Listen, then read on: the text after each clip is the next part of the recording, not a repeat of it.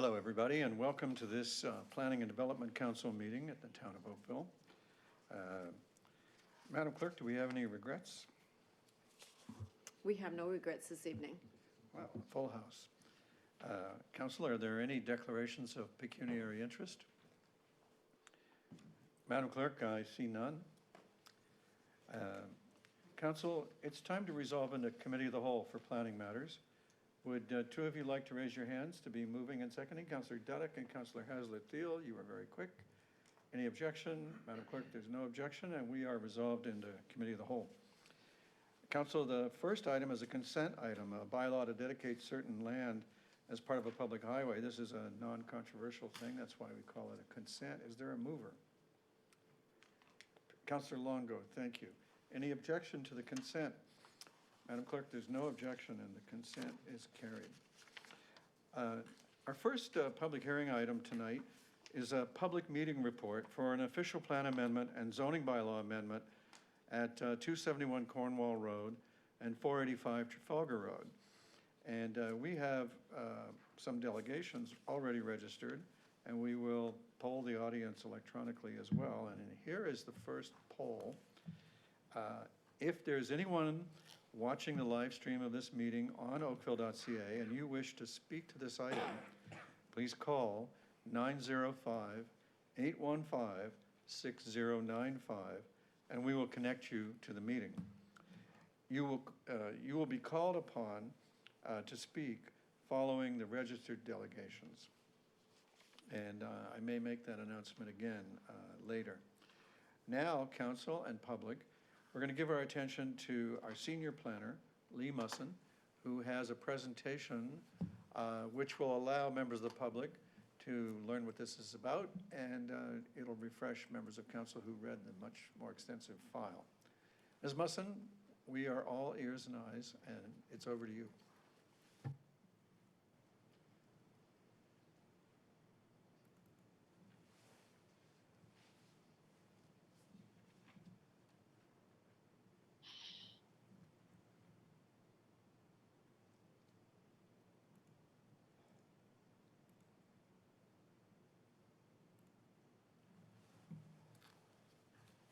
Good evening, Mayor Burton, members of council. This evening you'll find my staff report on page 19 of your agenda. Tonight I'm here to present an application submitted by FCHT Holdings Ontario Corporation, where they've submitted an application to amend the town's official plan and the zoning bylaw to permit the development of a 14 and 19-story mixed-use building. The purpose of tonight's meeting is to introduce the application to council and the public, and to obtain any further comments as it relates to the application.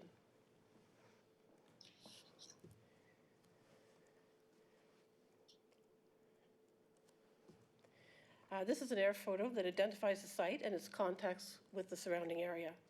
The site is municipally known as 485 Trafalgar Road and 271 Cornwall Road. The subject lands are approximately 5 hectares in size, and however, the development area will be located on 0.6 hectares of site on the most westerly portion of the site. The larger land holding currently contains a variety of retail uses, including but not limited to Whole Foods, Beer Town, the LCBO, Shoppers Drug Mart, Indigo Spirit, and Starbucks. The proposed development area includes the lands currently occupied by Beer Town and Indigo Spirit. The surrounding land uses consist of the rail corridor to the north, beyond which are retail and office uses 2 stories in height. To the east, the balance of the subject lands containing a wide variety of commercial uses 2 stories in height. Cornwall is located to the south, beyond which are commercial uses and residential uses on the south side of Pine Avenue. Trafalgar Road is located to the west, beyond which is a 6-story GO Transit parking structure, via rail, and the bus station. This is just a rendering of the proposed development, looking from Cornwall Road and the Trafalgar intersection. Again, the applicant has submitted an official plan amendment and a zoning bylaw amendment to permit the development of a 14 and 19-story mixed-use building connected by a 2-story podium. The 19-story building, located at the north end of the site, contains 164 residential units and just under 2,000 meters squared of commercial space. The 14-story building located on the southern part of the site is proposed to contain 128 residential units and approximately 2,100 meters squared of commercial space. And the proposal includes 300 parking spaces within 3 levels of underground parking. Development will also include 102 bicycle parking spaces. This slide provides some context of the existing access and off-site traffic movements. Currently, there is a right-out traffic turning movement from the site onto Trafalgar Road. At the signalized intersection of Reynolds and Cornwall Road, there's a right-in and right-out movement from the site to Cornwall and a left-out. At the same intersection, there is an existing left-in restriction. The applicant is currently proposing a left-in movement at this intersection. Central to the site is a right-in, right-out, and a left-in traffic movements.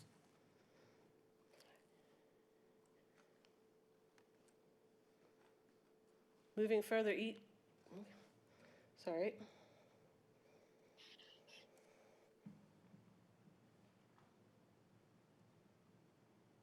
Moving further east at Allen Street and Cornwall is full move signalized intersection. As part of the future recommendation report, staff will provide a full analysis of the appropriateness of the full movements access from Cornwall Road and Reynolds, where currently the left turn lane is, turning movement is prohibited. Staff will also provide an analysis of the right-hand turn movement from the site onto Trafalgar Road. However, staff does understand that the applicant is no longer pursuing the right-out movement onto Trafalgar Road based on comments received from the region. Schedule A1, the urban structure of the livable Oakville plan, provides the basic structural elements for the town. This site is identified as nodes and corridors, which is located within a regional transit node based on the adjacency to the Oakville GO station. Regional transit nodes are located at key intersections to integrate with the town-wide transportation system and to provide a focus of transit-supportive development. This site has frontage on Cornwall Road and Trafalgar Road, which are both regional transit priority corridors.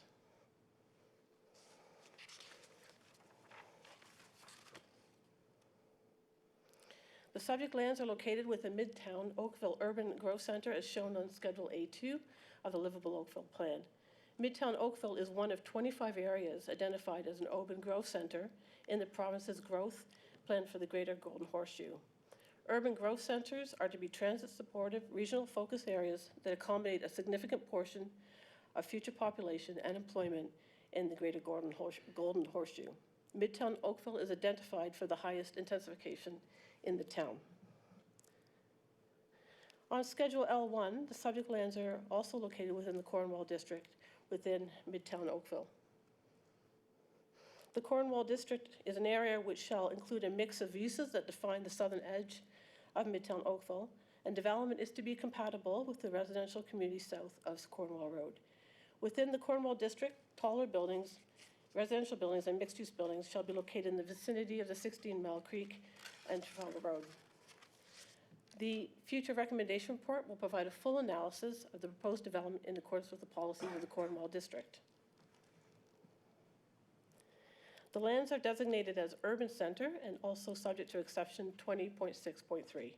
The urban center designation shall incorporate a mix of uses including retail and service commercial uses, including restaurants, as well as office and residential uses.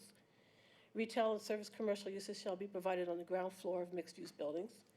Entertainment facilities and hotels are also permitted, and development should be oriented to the street and shall contribute a high-quality pedestrian-oriented and transit-supportive environment.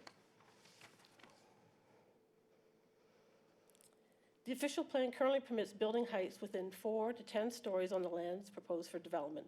The applicant has submitted an official plan amendment to permit the proposed 14 and 19-story building heights. Planning staff have received comments from the public raising concerns about the proposed heights. The future recommendation report will provide an evaluation of the proposal against the policies in the Livable Oakville Plan, also taking into consideration any comments from the public received to date. In terms of the zoning bylaw, the subject lands are zoned MTC, Midtown Transitional Commercial. The MTC zone permits existing uses in addition to other uses, including retail and service commercial uses, office uses, community uses, open space uses, employment uses, and hospitality uses. Residential uses, including apartment dwellings, are not currently permitted within the MTC zone. The applicant has submitted a zoning bylaw amendment to permit the apartment building with site-specific regulations to allow for the development. Neighborhood comments have been included within Appendix B of your agenda this evening, and I understand that additional comments received since the writing of the report have been forwarded to Council. The applicant did host a public information meeting in May of 2019. The meeting was attended by approximately 20 residents and business owners, as well as the Ward 3 councillors. Issues identified included traffic congestion, overlook height, and shadow impacts. Minutes of the applicant hosted public information meeting are included within Appendix C of this report. This slide reflects the various matters identified by staff to date. The future recommendation report will address the consistency with the provincial policy statement, conformity to the growth plan, the regional official plan, and the livable Oakville plan. Appropriateness of the development relative to livable by design manual and the Midtown Oakville urban design guidelines, including built form, building height, scale, massing, shadow impacts, and appropriate separation distance between buildings. Appropriateness of establishing a full moose access from Cornwall at Reynolds, where currently a left-in restriction is prohibited, will also be evaluated. And again, the appropriateness of the continued use of the egress onto Trafalgar Road will be evaluated. However, I understand that the applicant is no longer pursuing that egress. Continuing, the assessment of the overall commercial parking on the site and proposed parking, the existing and proposed internal vehicular and pedestrian circulation will be evaluated. Confirmation of adequate transportation and servicing infrastructure to accommodate proposal of the proposed development will also be evaluated. And opportunities to integrate the development with the transit station and protect for the extension of the platform. In addition, staff will also provide a comment with regards to the alignment with the climate emergency declared by Council in June of 2019. And lastly, staff will evaluate any comments or any additional comments received from the public and Council this evening. In conclusion, staff is putting forward this recommendation for your consideration, and I am available to answer any questions. Thank you very much for a crisp summary and overview. Council, let's see, if we remove the presentation, we can look at council. Somewhere back there, someone, there we go. I think there's a sign, we're getting there. There we go. All right, the first question is from Councillor Giddings, and the second from Councillor Lischina, and next after that, Councillor Sanju, and then Councillor Elger. Thank you, Mr. Mayor. Lee, several questions. The zoning on this currently allows, as of right, 4 to 10 stories, correct? The official plan has it designated with heights 4 to 10 story, that's correct. And the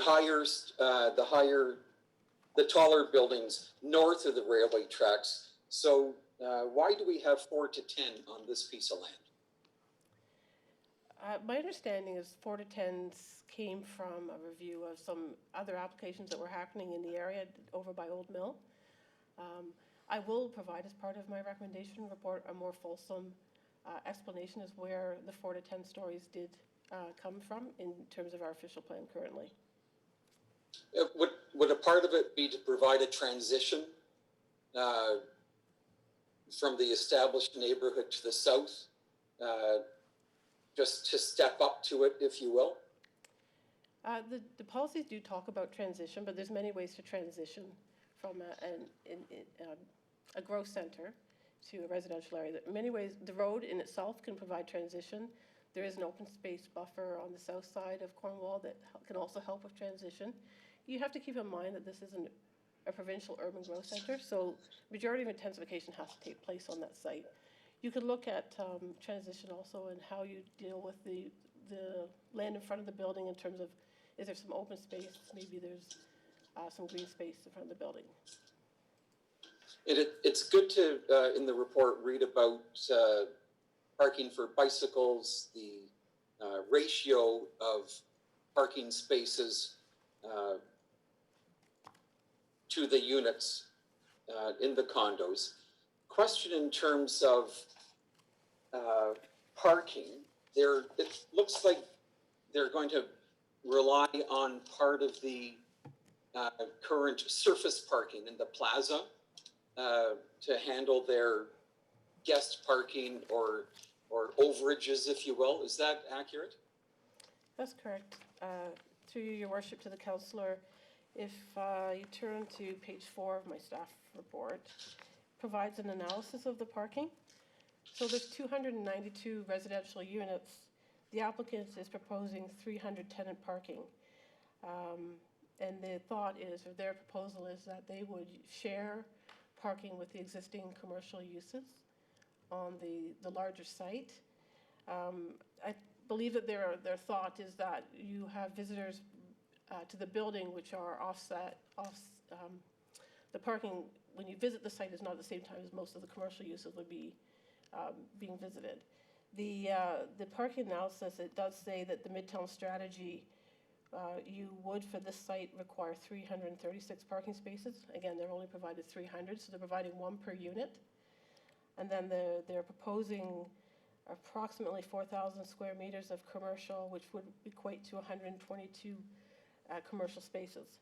Again, keeping in mind that when you're in an urban growth center like this, in such close proximity to a GO station, having majority of people will most likely be walking to the station and won't require their vehicle. But I will, it is my intention to provide a more fulsome discussion about parking and visitor parking as part of my recommendation. I couldn't agree more. You cannot get closer to the train tracks than these buildings would be. And just thinking down the road, with how do we formalize that? Can that be done if the land is subdivided or the ownership changes? Is that something that we could ensure is available, that those surface parking spots could be available so we don't run into issues with lurking tow trucks and fences being put up and so on? Through your worship to the councillor, if a severance was to be anticipated in the future, then we would go through a review of that severance in accordance with the zoning bylaw. You can have easements, shared reciprocal easements between 2 landowners to ensure that that parking is available to both parties. All right, so if we could add that to the list, I'd appreciate it.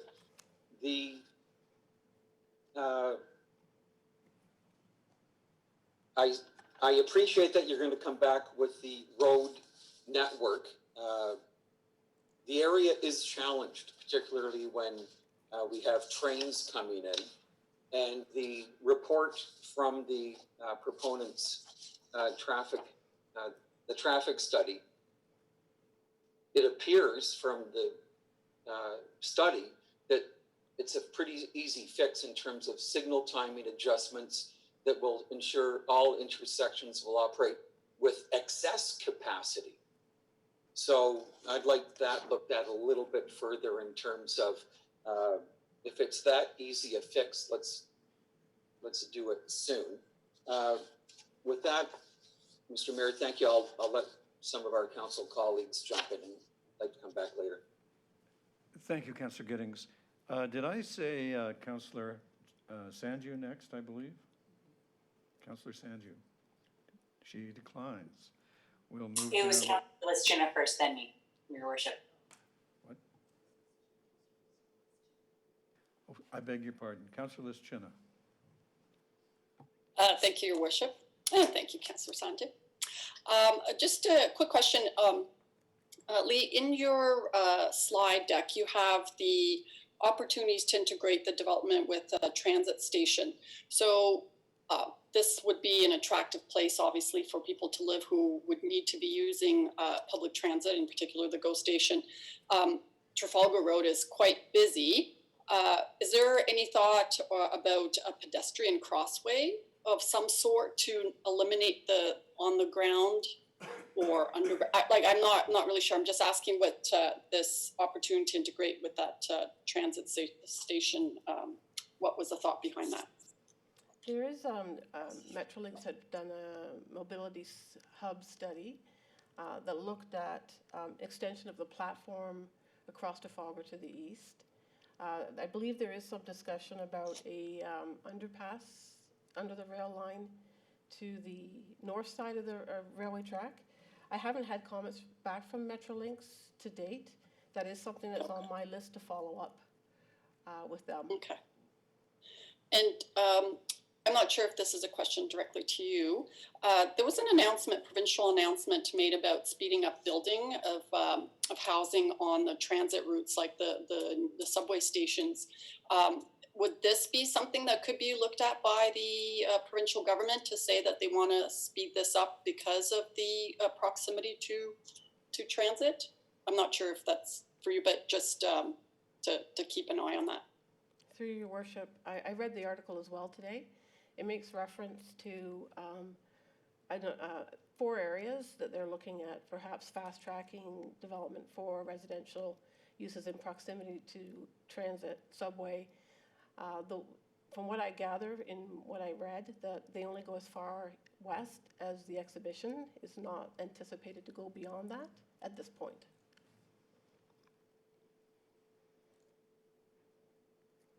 All right then, Councillor Hazlitt-Thiel.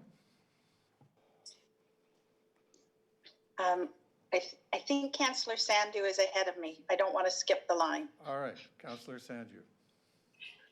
Thank you, Councillor, and thank you, Mayor Burton. I just have a quick couple of questions, just for the benefit of the public and those for those newer residents that may be in Ward 7. Applications such as these, could you just give us a general understanding of why something like this would come for an amendment versus it going to something like Committee of Adjustment? Because applications such as these for change in height have gone to Committee of Adjustment before in Ward 7 and been approved without coming to Council. So I'm just hoping to give residents in our ward a little bit better of an understanding as to why this is coming here first. Through your worship to the councillor. Typically, when you take an application to Committee of Adjustment for, say, an increase in height, there's 4 tests under the Planning Act. One is that you meet the general intent of the official plan, is minor in nature, it fits with the character of the area. This one does not fit with the official plan. That's why they're in for an official plan amendment to increase the height. Currently, the OP allows up to 10 stories on this site, and they want 14 to 19. So that's one reason why you can never go through a Committee of Adjustment with regards to this property. The other reason why you're in for a rezoning on this site is currently the zoning bylaw does not permit this use. Whereas a Committee of Adjustment, you wouldn't introduce a new use through a variance. Perfect, thank you. That gives me, and I think the public clarity that they would need. And I have one other question, just generally. I think on slide 8, you showed us what the property looks like. When we're looking at that, what comes to mind to me is the indigo spirit that's in the top corner there. Would that then be removed to make space for these locations? Through your worship, the intention is if this development were to move forward, the Indigo Spirit building would be demolished, as would the Beertown building. I see. Okay, thank you. And then with regard to congestion in the area, I understand that there's a number or pieces of information when it comes to the traffic around the area that Councillor Giddings kind of hinted at earlier. I'd also like to see some additional information about bike and foot traffic, if we could. I think that would be beneficial for the folks that maybe even be driving in or on some other type of transit, like bus transit coming in from the northern parts of Oakville, if there's going to be waiting or additional timing that's required because of that bike and foot traffic as well. Because my assumption would be a lot of folks that live there are going to be using the GO. Okay, that's noted. Great, thank you very much. Councillor Hazlitt-Thiel. Thanks very much, Mayor Burton. Lee, can you just walk us through what's the height of the building, the Sunrise building, relative to the proposal? I don't have. It sits kitty corner. Yeah, through your worship, I don't have the height of the Sunrise building.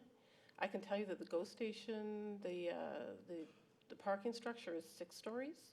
I can get the Sunrise height for you, though.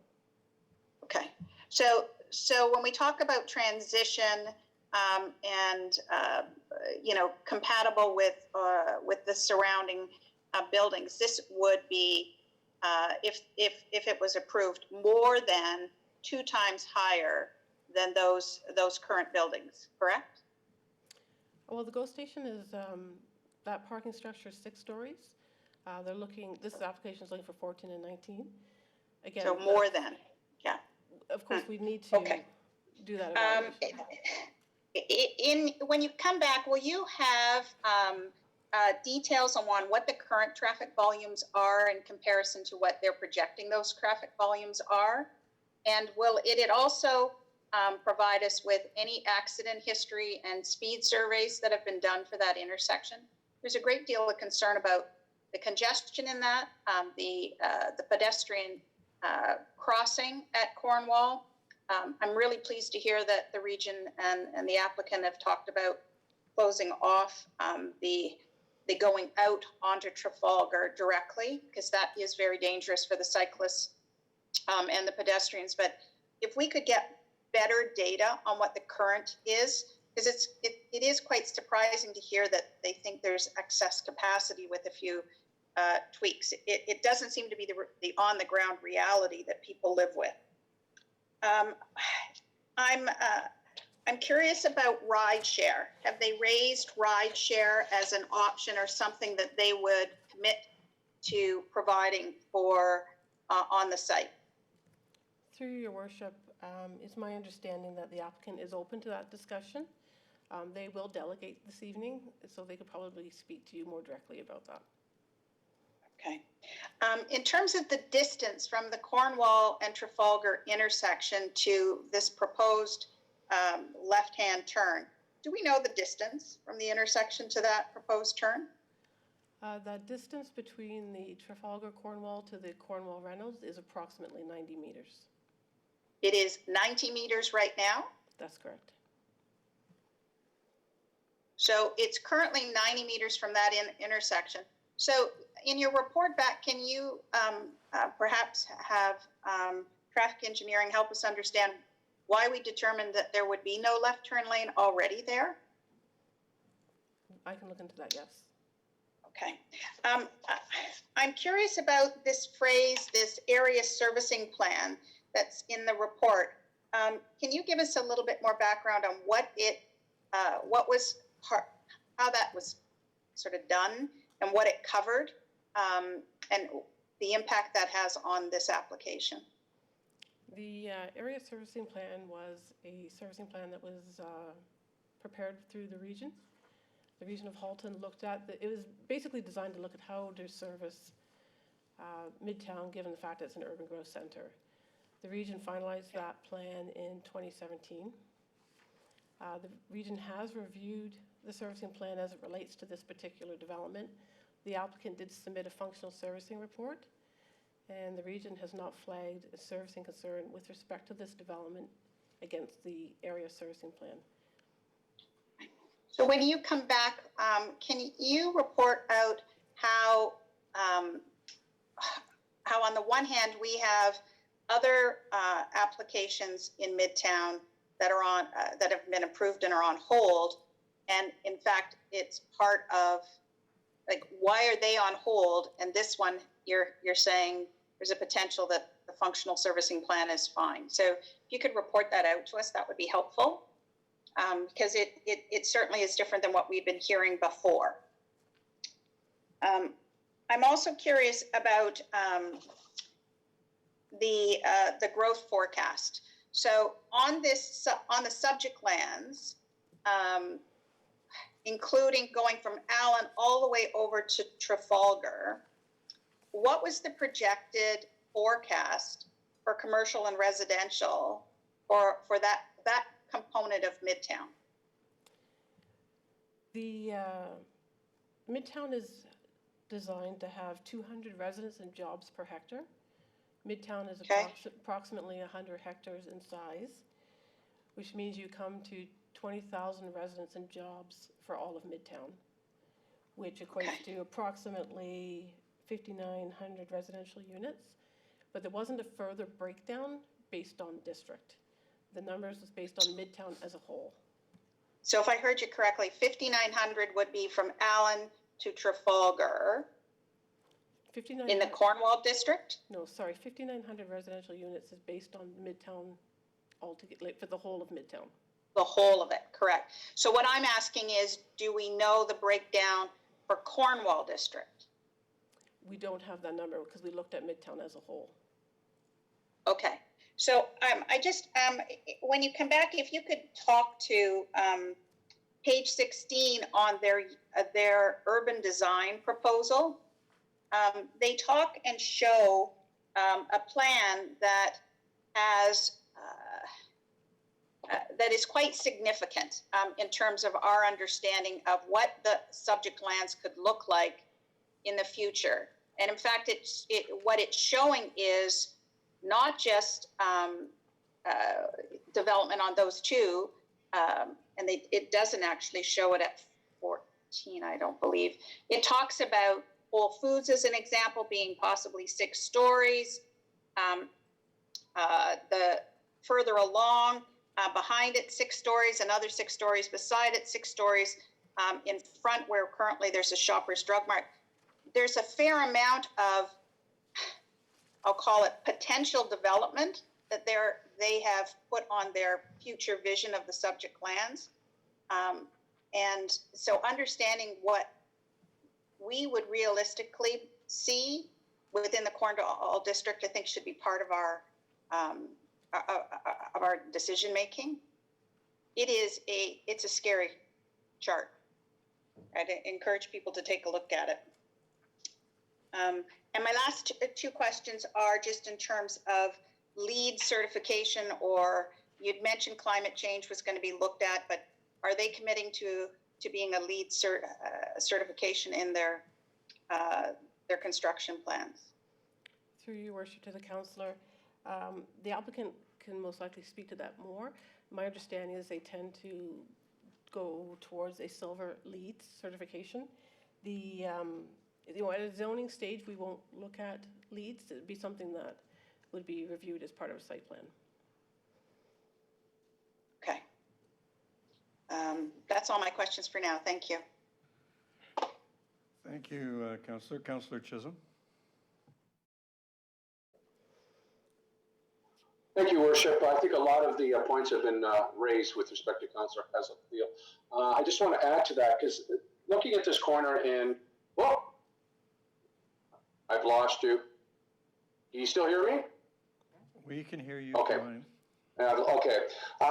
My concern is this, is that you've got Trafalgar Road running down to a 1 lane from a 3 lane with a right-hand turning lane going south down to 1 lane. You've got Englehart North flowing out onto Cornwall, and you have Reynolds flowing out to Cornwall. And then you've got the egress of the commercial in there. Can we consider to look at some creative ways of moving traffic? I understand the traffic study and so forth, but I think it's above and beyond that, how we're going to move traffic, because the setbacks in this property are not, there isn't any.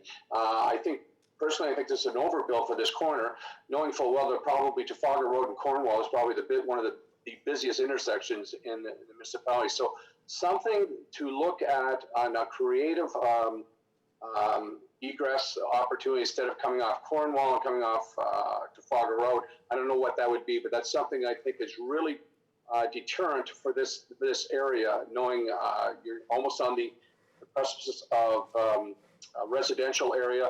And I think knowing that corner with the traffic coming out of GO and regular traffic, I just have a real difficulty understanding how we're going to move traffic in a movement now, even with what's happening now with the lights where they're positioned on Cornwall, can back you up right from Cornwall right to Trafalgar Road on certain occasions. So this, for me, this is a real sticking point with respect to the transportation and the movement of traffic. So if we can look at that, seriously come up with some creative ideas, then we can go forward. Thank you. Thank you, Councillor. Councillor Elgar. Thank you. My question is, it's related to parking spaces. I'm extremely concerned that we're only allowing 300, and even our bylaw, which I don't think is strong enough, we say they need 336, and they're giving 0 for commercial here when they should have 122. So my question is, what is leaving the commercial area where they're going to park? Like, what's going to go to allow these 122 spaces to come in? Well, through your worship, the Beertown building, those commercial uses are being, that building's being demolished, as is the Indigo building is also being demolished. So there is some loss of commercial required parking related to that commercial use. But then there is additional commercial parking related to the proposed commercial use as part of this proposal. Again, a full analysis will take place with regards to parking on the site and looking at the whole site. Okay, because when you think of, we got 292 residential units, and I would be willing to bet that they're not all going to be 1-bedroom apartments or anything. That there would be probably 1, 2, and 3 bedrooms there, but I don't know that. But like just not even to have hardly one vehicle per dwelling unit is a bit scary. I think Councillor Giddings has already put it down, so I guess I'll sit and wait to come back, because this issue of parking is becoming a big issue in Oakville, and I still think we're still pretending like don't worry about it, but we have to worry about it, because the people, they still drive cars. Mind you, a few might walk to the GO train, and if you look at the GO train parking lot now, there's nobody in it anyway, but the things will get back to normal. So anyway, I'm glad you're going to be looking at the parking. Thank you. Councillor O'Meara and then Councillor Palmer. Thank you, Worship. Did I hear you correctly, Lee, that we haven't heard from Metrolinx on comments related to this project so far? Through your worship, that's correct. I have sent some follow-up emails, and I have yet to hear from them, but I plan to follow up with them again. Because to me, this project is completely contingent on whether or not we can get pedestrian access over to those train tracks without having to go across Trafalgar Road. So, I mean, I'm a little surprised that, that to me, this is almost everything. The reason you have the density and you might not need the parking spots is because you know that it's going to be people who don't want vehicles because they know they can walk onto the GO train and get to work and get back. So this whole the whole idea of the concept here should be premised upon whether it can get connections to Metrolinx. So, I mean, I would certainly, if I don't hear from Metrolinx, then I would consider that they don't want to have anything to do with the project. But it's an important piece, and I'd like to emphasize that we hear from them on whether or not they will extend that East Rail and whether or not they work with the developer so that maybe the developer fronts some of those costs somehow. I'm not sure, but I'd appreciate a follow-up with that. Thanks. It's noted. Thank you, Councillor. Councillor Palmer. Thank you, Your Worship. So just to touch a bit on the parking, my question is around the analysis, how we will do that analysis. I guess I'm wondering, are there existing developments, previous developments in Oakville where there is shared use of commercial and visitor parking to this extent? So I'd like to see that back in the report and an analysis of that. And then just a comment that, some days the GO station lots are so full, people are parking in any lot that is available across the street. And so I imagine this being so close to the GO station, the same situation will happen with this available parking lot. So we have to keep that in mind as well. And one of my colleagues said this is one of the busiest intersections in Oakville. And I just wonder, for a project this large, do we have any idea how long this type of development would take? Through you, Your Worship, do you mean in terms to build it, or? Yes, to build it. The applicant is delegating this evening, so they may be able to give you an idea of how long it would take to build a development of this nature. Thank you. That's all for me. Thank you. Thank you, Councillor. Have we added enough issues to the list? Anybody else have an issue to add to the list? which is really what we're supposed to be doing here. Councillor Giddings.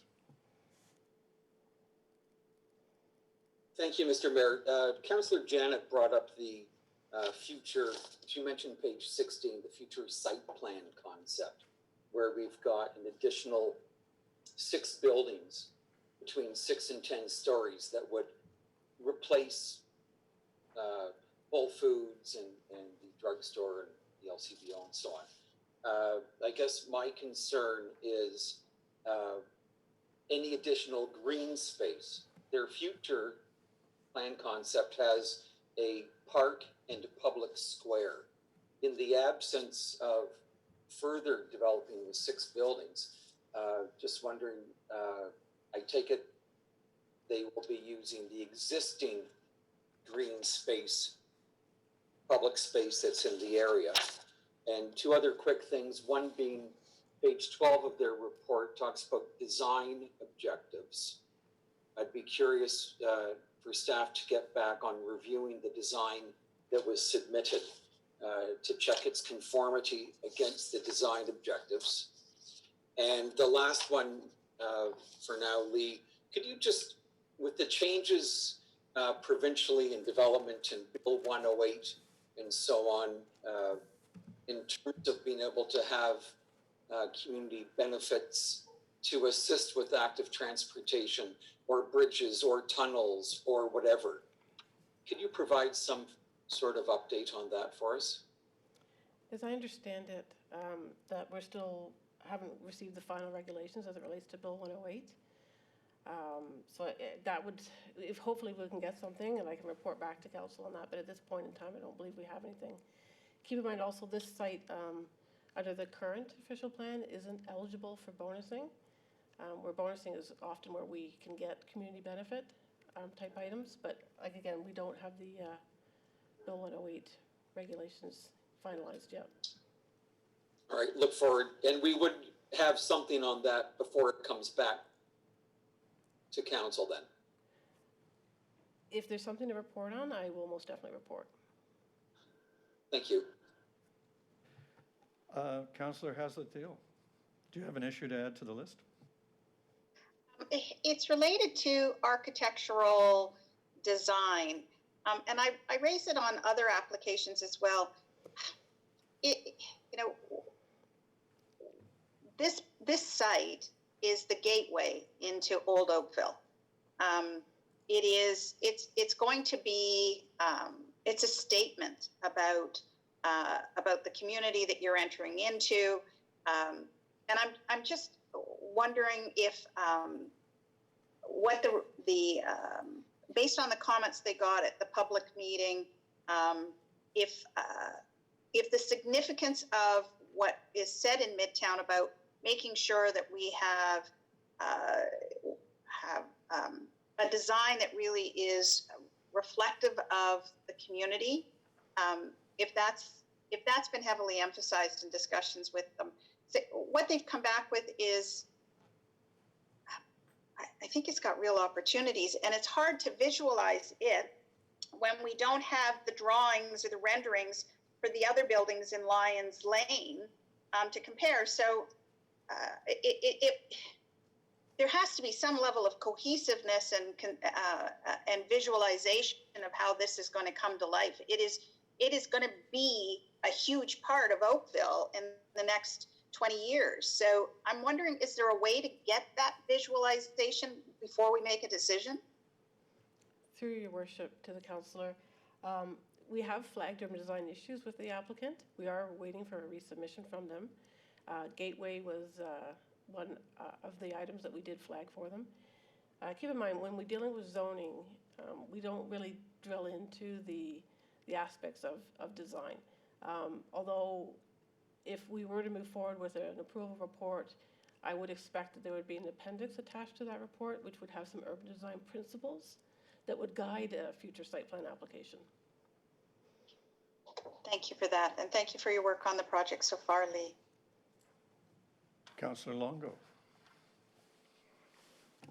Thank you, Your Worship. I think it was mentioned, Lee, you mentioned something about LEED certification is there any connection that we can make in the design as it relates to the community energy plan and either design for environment or something, either in the materials they're using or the manner in which they, heat or cool the towers as they're being built? Just if we can kind of weave that into some of the comments that I see in the report as being already considered. Noted. And that's it. Thank you. All right, thank you, everybody. If any of you who are watching this on oakville.ca would like to speak to the item, you can. You call 905-815-6095 and we'll connect you to the meeting. And we'll call upon you to speak following the registered delegations. The first one of the registered, there are three. The first of the registered delegations, and maybe I'll pause and footnote that. There's two more maybes who are only here in case there are questions for them to answer, and we'll see whether that test has been passed. First delegation is from the Trafalgar Chartwell Residents Association, Jane Huddleston. Is Ms. Huddleston ready, Madam Clerk?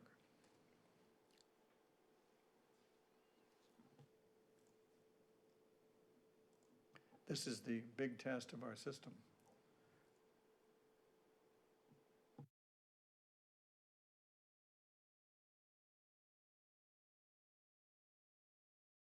Can you hear me? I can hear you. Okay. I'd like to thank the counselors for asking questions about many of the points I was going to make. We, the TCRA, object to this proposed official plan and zoning bylaw amendment because safe access and exit to and from the site cannot occur unless the intersection of Trafalgar Road and Cornwall is redesigned to accommodate high density. This would be true even if the building heights conform to the current zoning. In addition, just as other Midtown projects are on hold for the reasons stated by the councillors until the province rebuilds the QEW Trafalgar interchange, we believe this one should be on hold too. Also of concern is that this project in its current form is inconsistent with the surrounding neighborhood. The biggest issue is the traffic and safety at an already complex and overburdened intersection. The applicant's notes from the May 2019 public meeting very accurately reflect the feedback they received from many local residents at that meeting. However, their September submission, in that September submission, they offer some remedies for the traffic issues that not only do not solve the problems, but create some new ones. The first of those is the left turn lane they want to create from Cornwall onto Reynolds. I know that was discussed earlier, and there simply isn't room there without backing traffic up into the middle of a very, very busy intersection. And clearly, 292 residents accessing condominiums and people accessing commercial space through a place where there is really only access by a major road from the east. There is no access from the north, there is no access from the west, and there's only access by not a major road from the south. It's just clearly adding too much to that intersection. Now, the applicant also acknowledges being told at the May 2019 meeting about the right turn exit off their site onto Trafalgar Road going north. It was alluded by the planner that they have dropped that. I wasn't clear if that's final. The applicant's proposed solution was to entirely eliminate the right turn lane from Cornwall to Trafalgar, which would clearly back up westbound Cornwall. So the right turn lane would solve getting rid of the right turn lane would solve the danger of their site's exit, but would compound an already congested intersection. This intersection already is not well suited to pedestrians, and the original design of it only gave minimal consideration to use by pedestrians. So if residents at the proposed condos buy them for the convenience of the GO train, some kind of provision will have to be made to get them across Trafalgar, as several of the councillors mentioned. Therefore, we believe that a complete redesign of the Cornwall-Trafalgar intersection is necessary and should be completed before this project is allowed to proceed. We object to the zoning amendment and believe the height of the buildings should conform to the current zoning. 19 and 14 stories represents a dramatic change. The applicant's proposal estimates residential parking, as the councillors have said, at 300 underground spots for 292 residential units plus commercial uses. I live in a condo myself at Midtown, and if you take the GO train every day to Toronto, it doesn't mean you don't need a car in Oakville. You still go places in Oakville when you're at home. And that simply isn't enough parking, and it's well below residential only complexes in the area. And this raises a concern about enough surface parking remaining for the existing heavily used plaza and the possibility of both unit owners in the condos and visitors to the condo using the plaza's parking. And then it creates a safety issue because the plaza's parking is not a road, but there will be children and pedestrians and cars moving in different directions. And if people are trying to cross it to get to the condominiums, then there's a real safety issue on a parking lot that doesn't have traffic laws. And then the final item is that two other items that were addressed at last year's public meeting were open green space in a residential community and conformity of the building design to the surrounding neighborhood. And as Councillor Haslett-Teal stated, this is a gateway intersection to historic Oakville and downtown. The September 2019 proposal contains new drawings. The amount of green space and the amount of landscape green space is unclear. And the proposed design of the building appears to be and was presented at the May meeting, but is very unclear as to what it would really look like. There was tremendous opposition to the preliminary design that was shown at the May meeting. And then if the rest of the plaza is also to be rebuilt. Thanks so much for looking. I'll have to try different stores, and I'm just in the middle of a meeting right now, so, but I really appreciate you looking. Okay. Sorry, is my 10 minutes up? I was getting audio from someone else there. We apologize. Someone on the call had their microphone unmuted who should have been muted. Okay. So if the rest of the plaza is to be developed too, we would have even more grave concerns about the visual appearance and the consistency with the neighborhood. So we would appreciate the applicant sharing clear design drawings and with the community should the project be approved.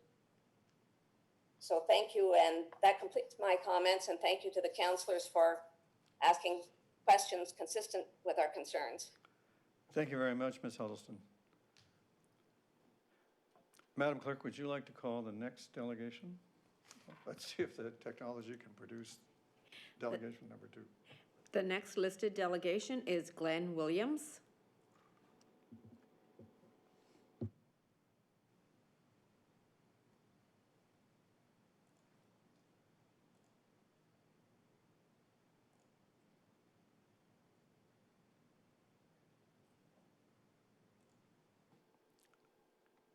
Mr. Wellings, we hope you're there, and if you are, you're welcome. Good evening, Your Worship, councillors. Just to correct, the name is Glenn Wellings. I am planning consultant for First Capital, and hope everybody is doing well tonight. I'll provide a brief planning overview for the public meeting. I will then be followed by the project architect, Ralph Giannone, from Giannone Petricone Architects, and he'll provide more details on the design. Your Worship, we also have tonight with us Dave Rogowski from First Capital and our traffic consultant, David Angelakis from Burnside. They're both available to answer any questions of council members. I would like to thank Ms. Musson for her presentation, and just following up on the presentation, the subject lands are within an urban growth center and major transit station area under the provincial growth plan. Under the regional plan, these lands are within a mobility hub and an intensification area. The Midtown Urban Growth Center is expected to provide the highest level of intensification within the town of Oakville, and that's within your livable Oakville plan. The west portion, when we looked at this property, the west portion of the site, in our opinion, is well suited for intensification. It's oriented toward, all know is a very busy intersection. It's a short distance to the GO station and the Oakville Transit Hub.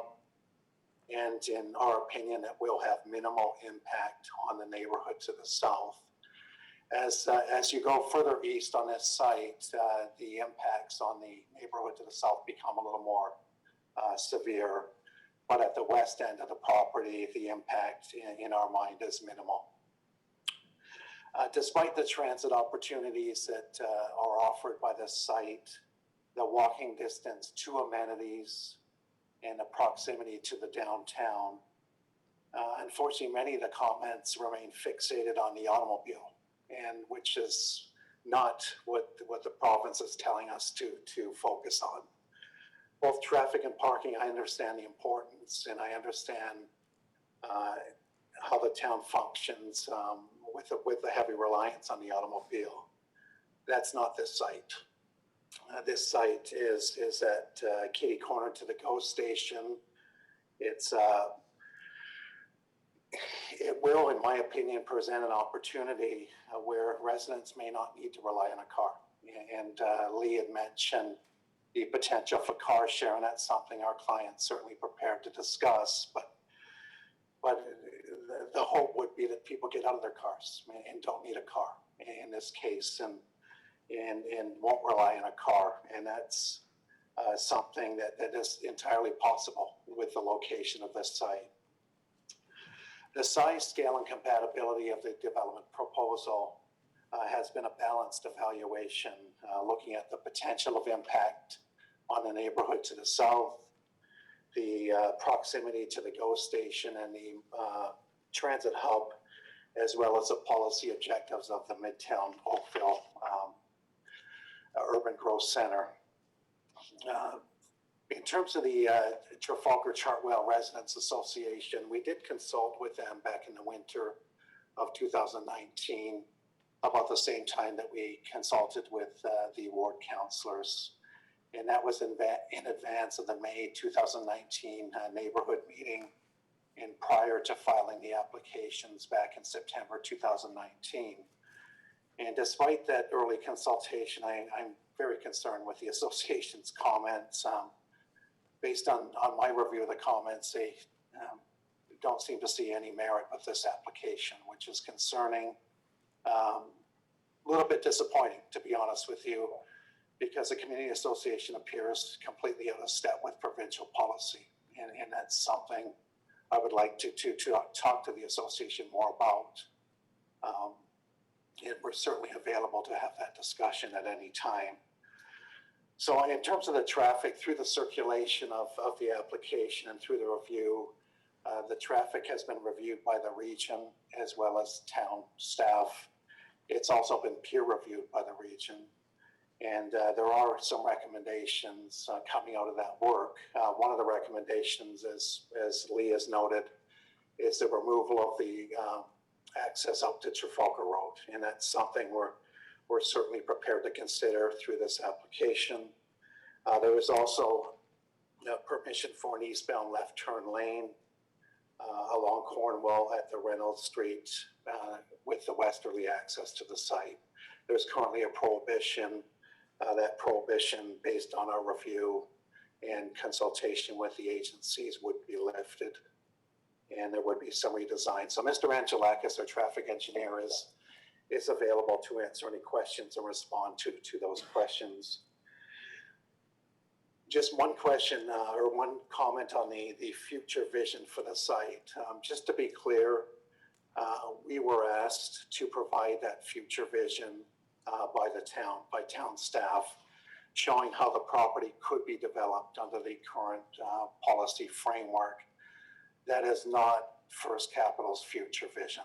Many of the tenants on the site are under long-term lease, including Whole Foods, and they have no desire to extend development further east at this point in time in the commercial, as many of you know, is very viable, and there's no plans to change that at this point. So I would like to, Your Worship, turn things over to Ralph, and he can deal with his presentation, and perhaps best to come back and answer any questions. Thank you.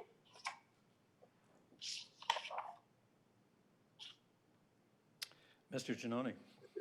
Yes, thank you, Your Worship, and councillors. Thank you very much for allowing us to kind of present where we are at this moment.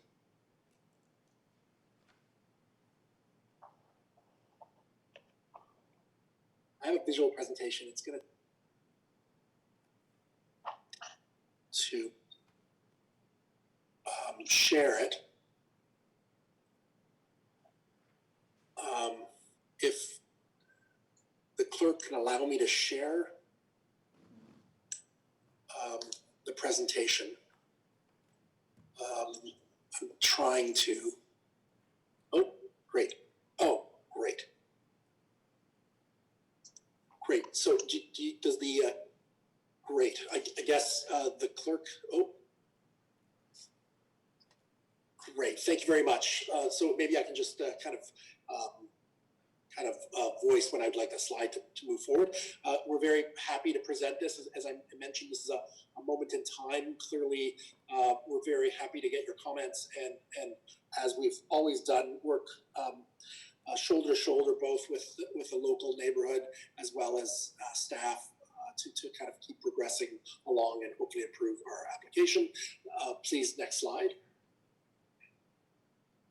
Do I control this? Oh, there. So I'm not going to go further. This is the site presently with the existing retail that will be removed in the commercial office building at the corner with our Go Transit parking lot and transit and Oakville Transit to the west of our site. Please, next slide.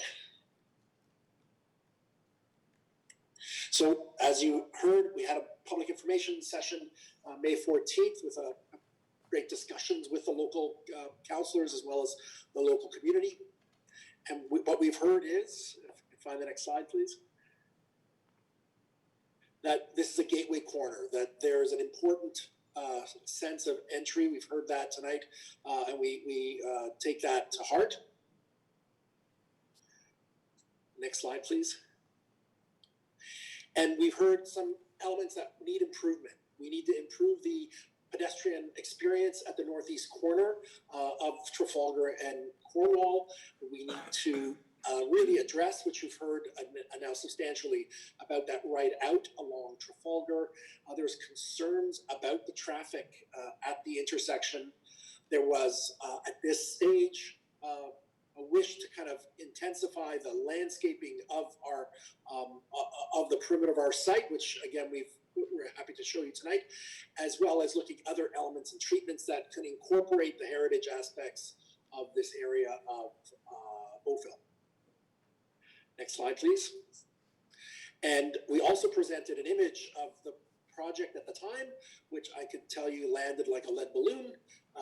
So clearly there was concern and a lot of discussion about the architecture and the conflicting personality, I'm going to say, of that architecture.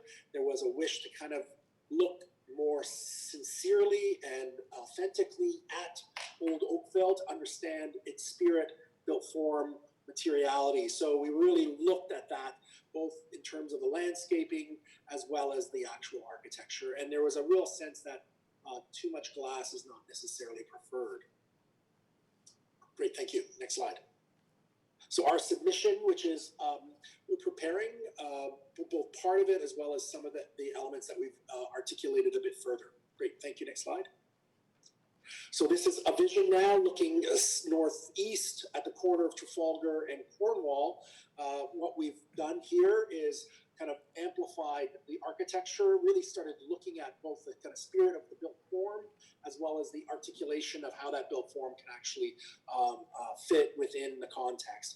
Clearly looking at a two-story podium, really important for us to kind of maintain that two-story pedestrian scaled podium, not a podium of 4 stories, but a podium that's much more scaled both to the neighborhood to the south, but also kind of feeling like it's an appropriate scale for pedestrians and active uses. And then we have, if I can, the next slide, please. We've removed the right out. Again, next slide, please. We've started looking at masonry. And again, this is a kind of moment in time to kind of bring, I think, a material that is very much part of old Oakville, a warmer material, and balance that with glass as well without being overimposing masonry. So really kind of looking at that kind of balance between masonry and glass. Great, please, next slide. We're also looking to break that building down in terms of its verticality to kind of add both horizontals and verticals. And you can kind of see even that the building shafts are actually articulated to kind of break it down into component pieces. Next slide, please. And then we're also really kind of interested in breaking the bulk of the buildings, that they're not just rectangles, that the buildings are kind of highly articulated in form to kind of minimize their kind of impact in terms of visual sky view.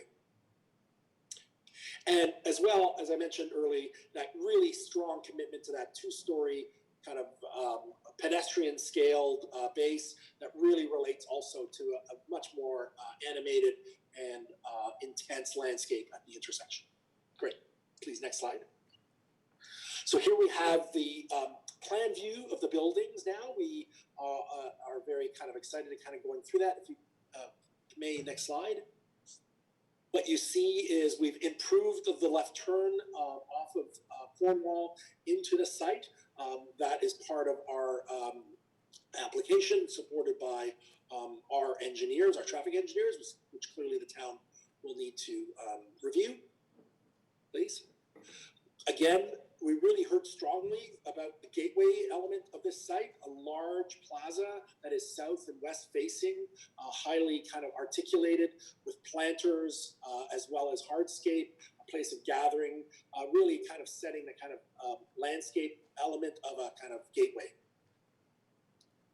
Again, now that we've removed that right turn, we can really intensify that buffer space against Trafalgar with heavy planting. And you can kind of see on the right some images of the kind of elements that our landscape architect is really kind of proud of incorporating within this design. As I just mentioned, we've enhanced that landscape and planting. I apologize. And then really just kind of going through how it works at the ground floor. We have, as I mentioned, the Gateview Plaza and Garden. Then we also have a drop-off that is at the center of the two buildings, open to the sky, with highly articulated landscaping. We've wrapped I'm going to say the public realm with active retail on the south building. It wraps almost entirely around the building to really support that Gateway Plaza and Gardens with hopefully with restaurants and cafes that could spill out onto a really nice plaza. And then as well, more retail facing the existing retail to the east. Our residential lobbies basically working right off that drop off. So placing them in a modest way, I'm going to say, both in a safe way, but also really kind of logical spot for them to be located, please. As well, we're also looking at potentially second floor commercial that could incorporate some office or even other retail like a gym, so that we can actually have vertical circulation, again, off the sidewalk, off that public realm, really logically placed, please. And then the loading elements that wrap either a parking ramp off the drop off or the garbage and loading deep in plan up against the north edge of the building podium. And then this is that view that we think is really in keeping now, kind of improved view of what we think the kind of architecture could be like. Clearly need to kind of get more input, but we feel that we spent a lot of time in the neighborhood looking around, looking at that materiality, really bringing that masonry podium 2 stories in scale. Again, very much in keeping, I think, with the low-rise spirit of the neighborhood to the south. And then on top of this building would be a kind of balance of masonry and glass. Again, really trying to just make sure that we have that element that is compositionally right without being overbearing of the 14-story building and the 19-story building. Please. And these are really important diagrams. The diagrams really on the top are actually right out of the Midtown Oakville design guideline. On the far top left is a circle that they want their tall buildings to kind of sit within. And as you can tell, we've incorporated that element directly to make sure that our buildings fit within that required circle, that 40-meter diameter circle. And as well, we've also highly articulated those buildings so they're not just big squares. Top right, again, from the Midtown Oakville design guidelines, shows one of the elements that make up transition. We can talk about transition, but one of the elements is this angular plane from a neighborhood, from a low-rise neighborhood, which is, you can see on the far right of that diagram, in a 45-degree angular plane. At the bottom right is our application, which we are well within that 45-degree angular plane. Actually, our 14 stories still has space to actually go up and fit within that angular plane. So we're actually quite a bit below it. You're actually looking at our mechanical that pops up, and even that doesn't even touch the angular plane. So really, that's one of the kind of key elements to kind of look at how we can actually mitigate the impact. Please. Another one that I think is really important is when we talk about fit, we could build a big, bulky 10-story building. And the parking garage, though it's 6 stories, is almost an 8-story building. So we can actually put another 2 stories on top of that GO station and get that kind of bulkiness. And we just think that that actually is more impactful and maybe less of a fit than our approach, which is to take a podium down to 2 stories so that there's a kind of spirit of that low-rise 2-story layer of that area of Oakville, and then to take that big bulk and to break it down into 2 smaller footprints and just take those footprints up and really put them in a place that allows them to breathe, to be able to see sky around those buildings. And so this is really looking at a kind of surgical approach towards what I think is a really important element when we talk about built form and bulk. And I really think that we're sincerely trying to make sure that we're putting buildings that are appropriate, that add value, that create wonderful opportunities both for the existing neighborhoods and new neighbors that will be within this building. Please, next slide.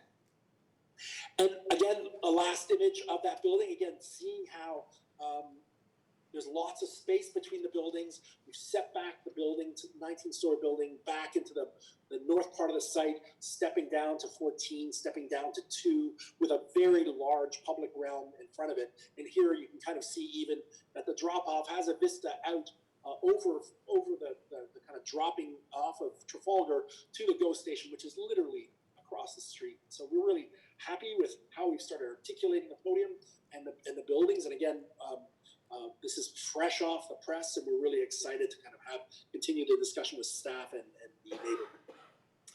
And that's it. Thank you very much. Thank you, sir. All right, Council, if you have questions for these gentlemen, now is the time. Councillor O'Meara.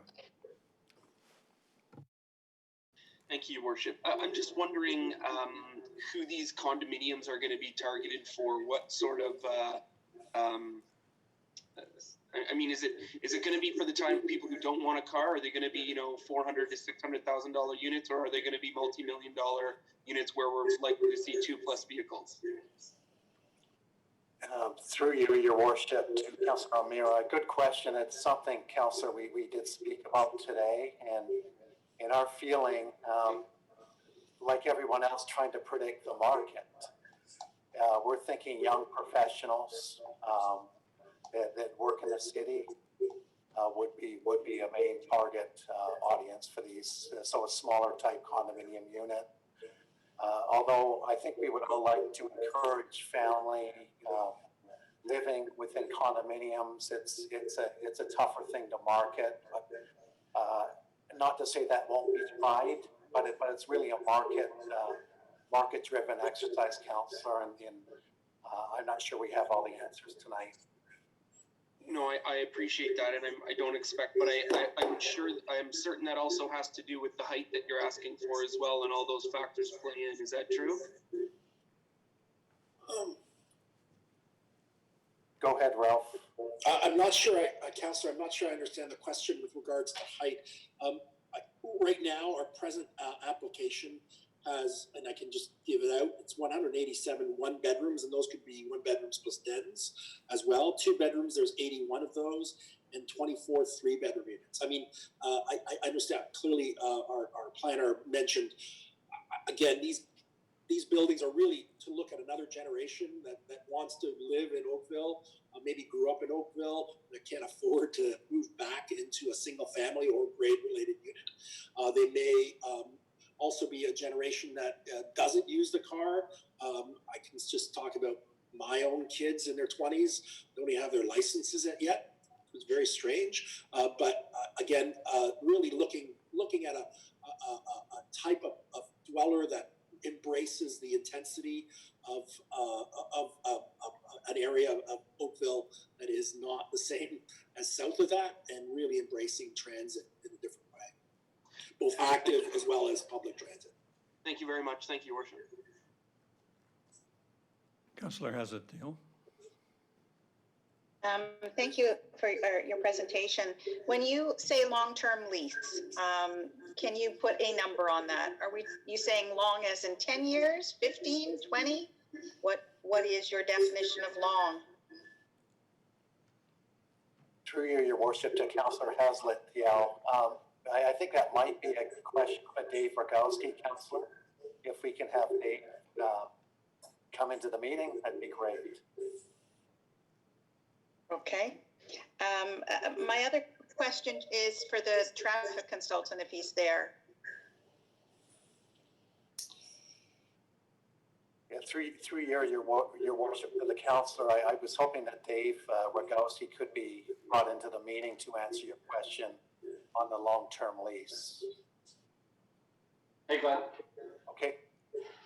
Thanks for passing that over to me. The leases at the site, they vary from 2 to 20 years, let's call it. So that plan that shows the entire site, there's no intention of actually building that at this point in time. It's more of a visualization which the town had asked for, just to see what something would look like that fits within the current official plan, land use plan. So the shopping center itself is going to be there for the foreseeable future. That's why we're only going in for these 2 towers at this point, or 2 buildings, I should say. So you mentioned a long-term lease of 20 years. Is it, how many of the commercial units have a 20-year lease? Sorry, I said they range from 2 to 20 years, and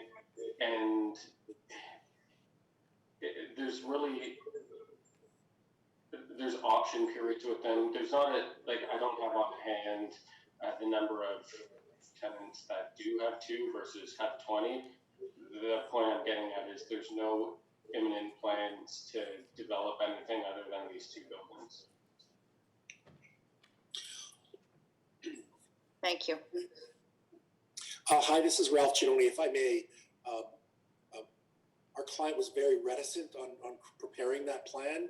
And I have to say, being the author of that plan, we were kind of proud of it, but it is very much a very big long-term vision. I have to say that our client was very much interested in only the west part of the site being part of this application.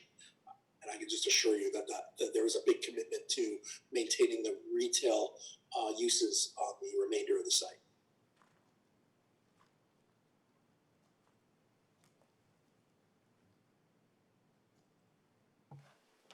All right, anybody else? Councillor Adams? very much for the presentation. I just had a couple of questions for you. One, could you describe what balcony space there is? It's a little bit hard to see whether there was balcony space or how that outdoor living space is being presented. Thank you very much, Councillor. Again, there is anticipated that each unit will have a balcony space, will have a private amenity space.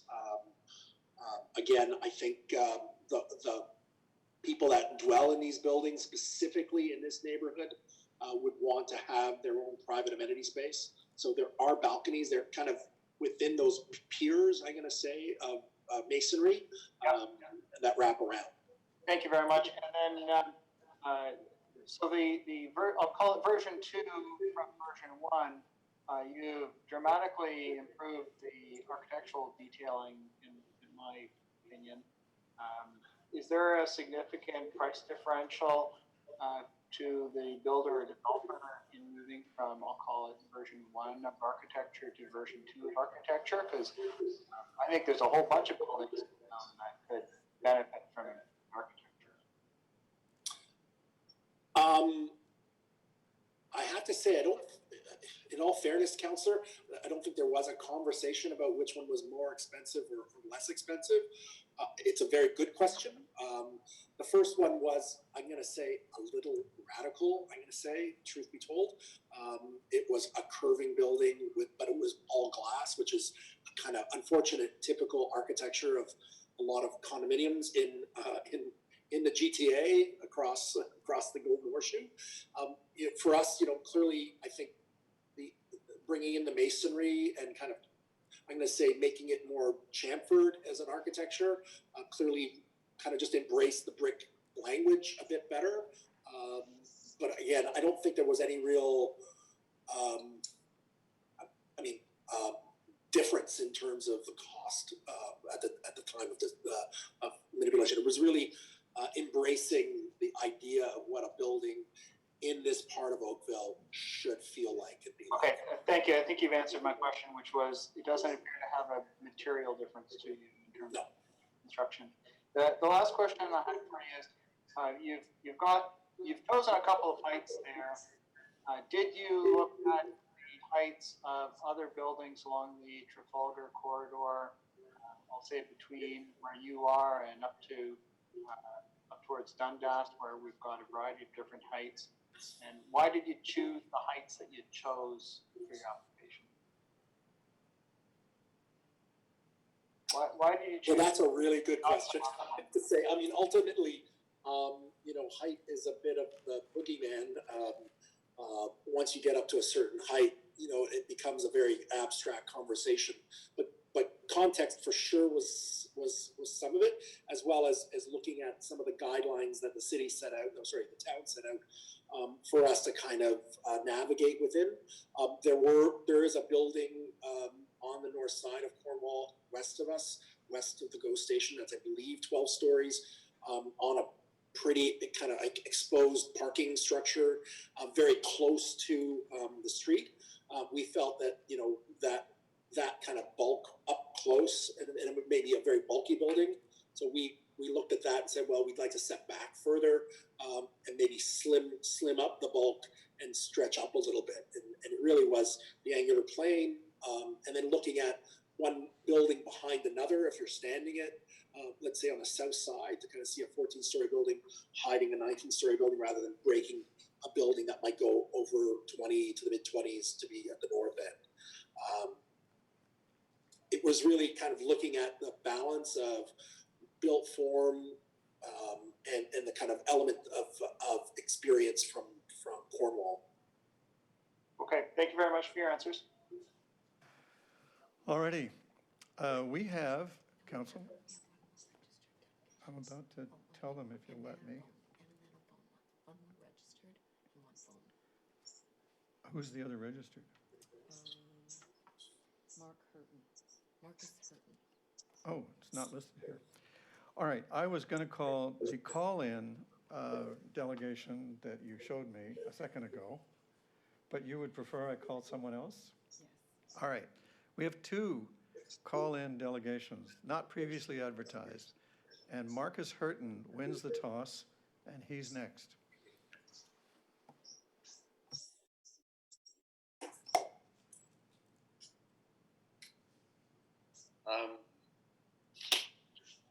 This is a bit. Mr. Hurton, we hear you.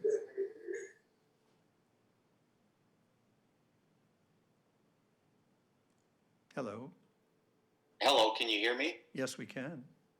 Okay, yeah, Your Worship, Planning and Development Council and staff, happy to be here to share some thoughts regarding this proposal.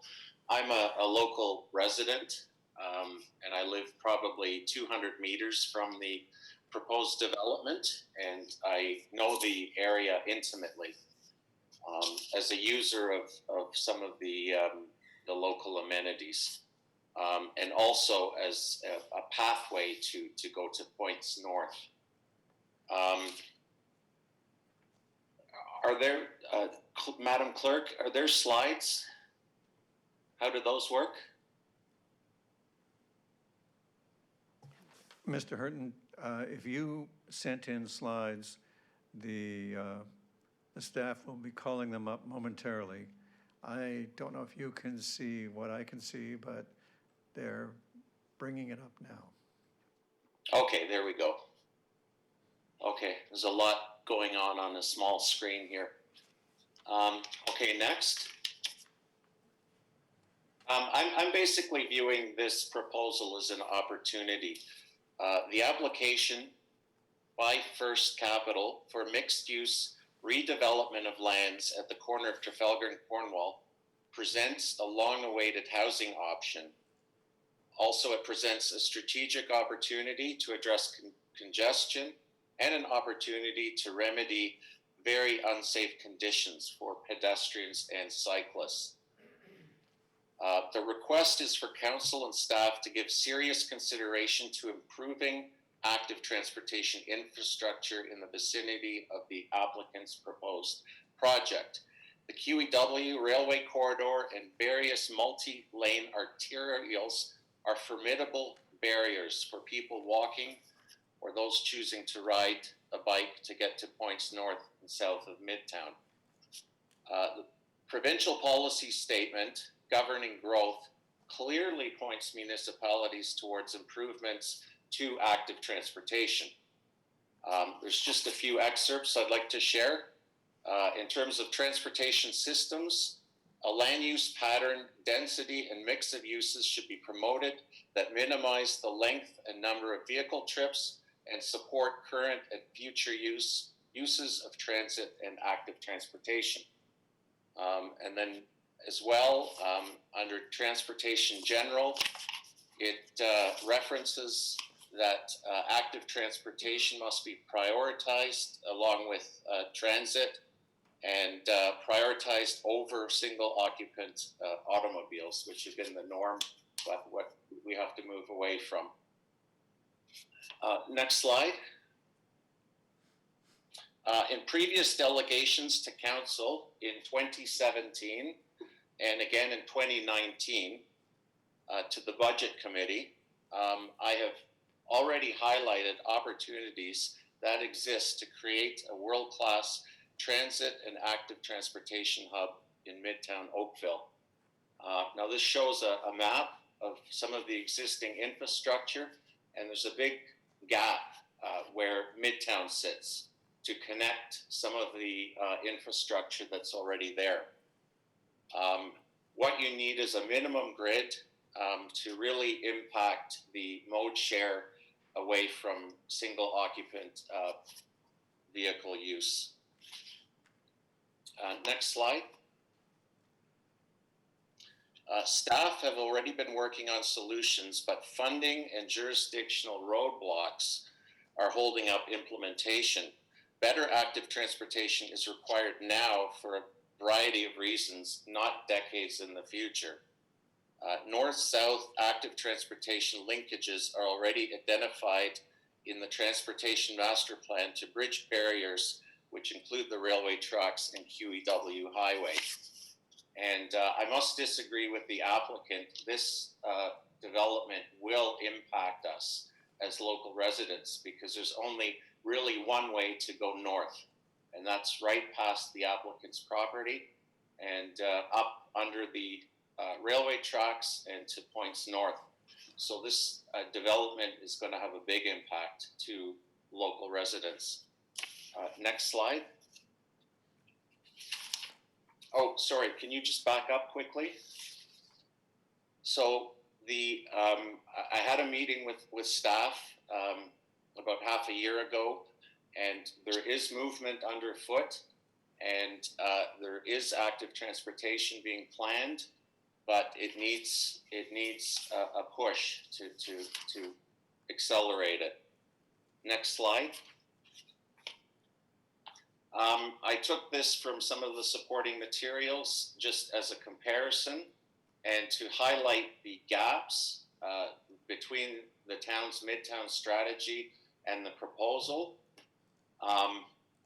There's the number of parking spaces which are required by the midtown strategy. I believe there's 458 spots that are required, and the applicant is offering 300. However, the applicant is also offering 102 parking spaces for bicycles, which I thought was a very progressive move to attract people that don't necessarily need or want to own a car. So I think to close the gaps between what's being proposed and the midtown strategy, the town and some of its partners should be looking at active transportation. There's also parking perhaps to the north of the railway tracks if there were some kind of pedestrian bridge to access that. So I like the comment earlier about creative solutions, and I think that's the way we need to be thinking about this property, and not just the ways of the past which impose parking minimums. Next slide.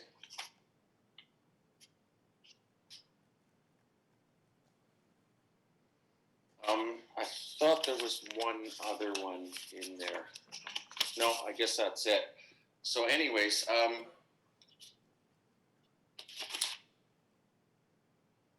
the applicant has already recognized the opportunity which active transportation represents, and the market does not necessarily want to pay, I don't know, I'll throw out a number, $100,000 to construct a parking spot added to the cost of housing. So that, I mean, is for the applicant to figure out what the market is requiring, but I can tell you the market is changing, and it's not the traditional market that have driven some of the numbers and the parking minimums.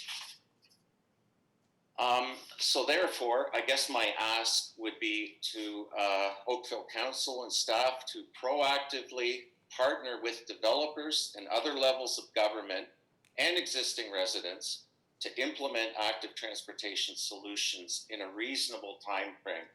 And by reasonable, I mean 5 or less years. Setting mode share targets and costing active transportation alternatives, especially infrastructure that spans the existing barriers, is an opportunity to be looked at in the short term in parallel with the applicant's proposal. So that's it, and thank you for your time. Thank you, Mr. Harton. Council, are there questions? Councillor Giddings and Councillor Adams.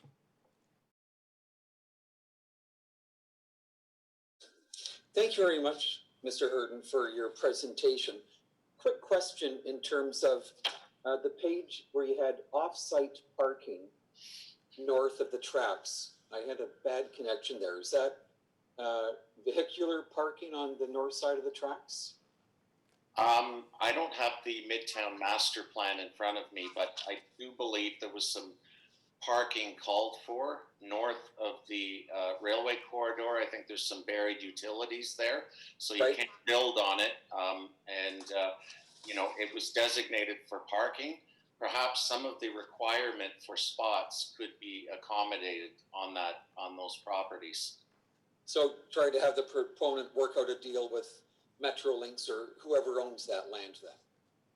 Or the province, Right. I'm not exactly sure who owns it and what leases and right of way exist, but it's something that should be looked at.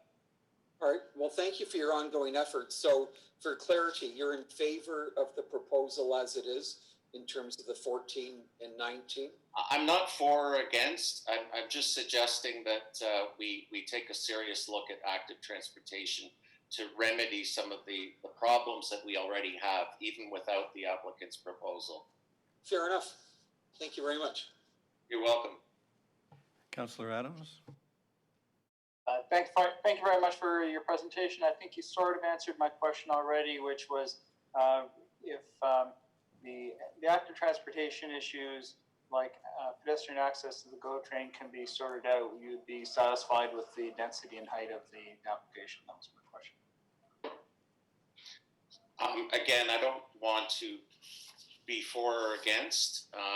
I welcome that kind of development as a future even customer. To when I decide to downsize and we get rid of one of our cars, it looks like a very attractive place to live. Thanks so much. You're welcome. Thank you, Mr. Hurton. Madam Clerk, can I call our next delegation? Ms. Rosa Bustamante.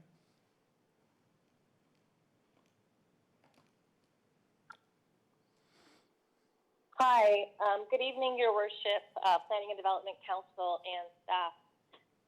My husband and I are young professionals who live in this area, and we just wanted to state that we are generally supportive of the project, although we recognize that there are still issues to be worked out with regards to parking and traffic concerns. From our perspective, given that this area falls within the town's urban growth center, this is an area that we've been expecting to see some development and growth for some time. And whether this proposal comes first or whether another one comes along in the next couple of years, we think it's very important to look at the north-south connections in this area and to possibly consider the 8th line and Chartwell extension. I agree with many of the comments made by the previous delegate about the need for an active transportation plan and the need to look at how current and future population in this area will be able to move around, particularly north-south, as I mentioned. There has been some discussion tonight about green space and amenities, and I just wanted to add to the discussion the fact that there is currently a new community center and park being built just south of this location, and I think that the future residents of this project would be well served by that amenity in the neighborhood. And finally, just to conclude, we think that this project has the potential to be a positive addition to the neighborhood, and we would really encourage the proponents to engage in more dialogue with the neighborhood association, the people who live in the area, and town staff, so that we can come to creative solutions to the traffic and parking concerns. And that's all. If there are any questions, I'd be happy to answer them. Thank you, Ms. Bustamante. Are there questions? Thank you very much, ma'am, for your time and your thoughts. All right. Anything else? The clerk is happy. Council appears to be happy. It's time to make sure that the planning director has captured the issues that council and the public have added to the roster. Mr. Planning Director. Excuse me, through your worship. I would point out on page 39, page 21 of the report, there is a list. Many of the items that were raised tonight are there, but I've added some for greater clarity to ensure that the specific items that were raised tonight are in fact addressed adequately. So first one is staff to provide a full analysis as to how the 4 to 10 story height limit has been arrived at in the existing official plan. Second one is consider the potential of a severance of the subject lands and issues that may result, such as but not limited to access, servicing, density, and parking management. Next one, consider any potential provincial changes with respect to development around major transportation areas and how this may impact this proposal. Next one, provide additional information regarding bike and pedestrian traffic to and from the subject lands. Next item, provide information on heights of existing and permitted buildings within the area in the context of transition. Next one, ensure that traffic volumes are considered with respect to the proposal, specifically existing volumes and the projected volumes. Next item, can we provide information as to why there are currently no left turns allowed in the area to the site from the Reynolds-Cornwall intersection? Next item, provide information as to why a holding zone is not being considered with respect to this application, whereas other applications in the area are subject to holding zone provisions. Next item, provide an understanding of what the full build-out potential for the entire site is. Next item, what egress opportunities exist for the subject lands other than the ones proposed as it impacts the movement of traffic in the area? Next item, provide a full parking analysis for the whole site. Next item, ensure that the recommendation report provides an understanding of the Metrolink's commitment to extend their platform east of Trafalgar and connections to the subject lands. Next item, consider impacts of Bill 108 on this proposal. Next item, the urban design issues should consider the community energy plan among other matters. And last item, provide a greater understanding of how green space and other amenities will be provided within this proposal. Thank you, Mr. Planning Director. If I grew during the meeting more and more of a feeling that this site really calls out for a comprehensive plan, as apparently the staff also felt in some way when they started asking for what would the rest of the district look like. Is it impossible for us to have a comprehensive plan for the Cornwall district and for this to be then fit into that? I grew concerned that this looks like poor use of the overall site. It feels like they're squeezing this on to the end the only end that they can get at, given their long-term leases with the rest of their land. And so it began to feel like this is not starting out as an ideal exercise. This is more like how can we almost shoehorn it on? And my observation of that intersection's function is not as rosy as their traffic engineer or whoever wrote their traffic study. So I just want to make sure that those concerns are caught by the list that you gave. And I was also, I was concerned at one point that we spent a lot of time talking about their future plans or not, their design, their unit sizes, their materials, their prices, their retail mix, the length of those leases. And as far as I know, the official plan amendment and the zoning bylaw, that is what we're really considering here. I'm not sure that those instruments are allowed to cover those things. And so I grew concerned that we were talking about things we couldn't really be sure we would get. And that leads me to my final question, which is there some form of development agreement into which the town could enter with the applicant for the very long-term development of their site, given that the growth plan is itself a very long-term plan? And this is me kind of trying to push back against the idea that, oh, well, it's going to be 20 years before we do anything. Well, in 20 years, the growth plan is probably still going to be a very dominant thing in this district. And maybe we do want some kind of a comprehensive development agreement if they're interested. So with those, I thank you for anything you can make of them. And I will ask council if anybody would like to move receipt of all the information, and if anyone would like to second it. That would be Councillor Giddings and Councillor Sanju. And I don't actually need a seconder, so I was just trying to give Councillor Sanju a call out there. Any objection? Madam Clerk, there's no objection, and the information is received as recited.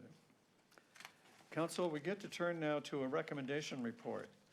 This is the product of one of these public information style beginnings for projects.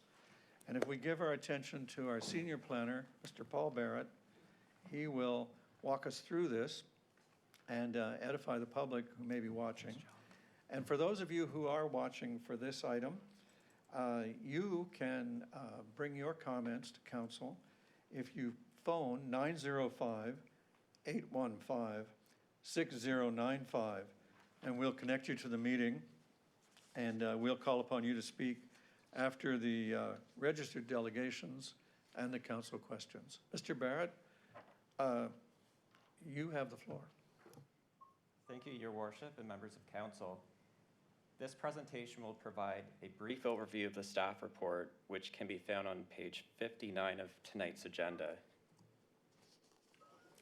The subject lands are located on the west side of Kerr Street,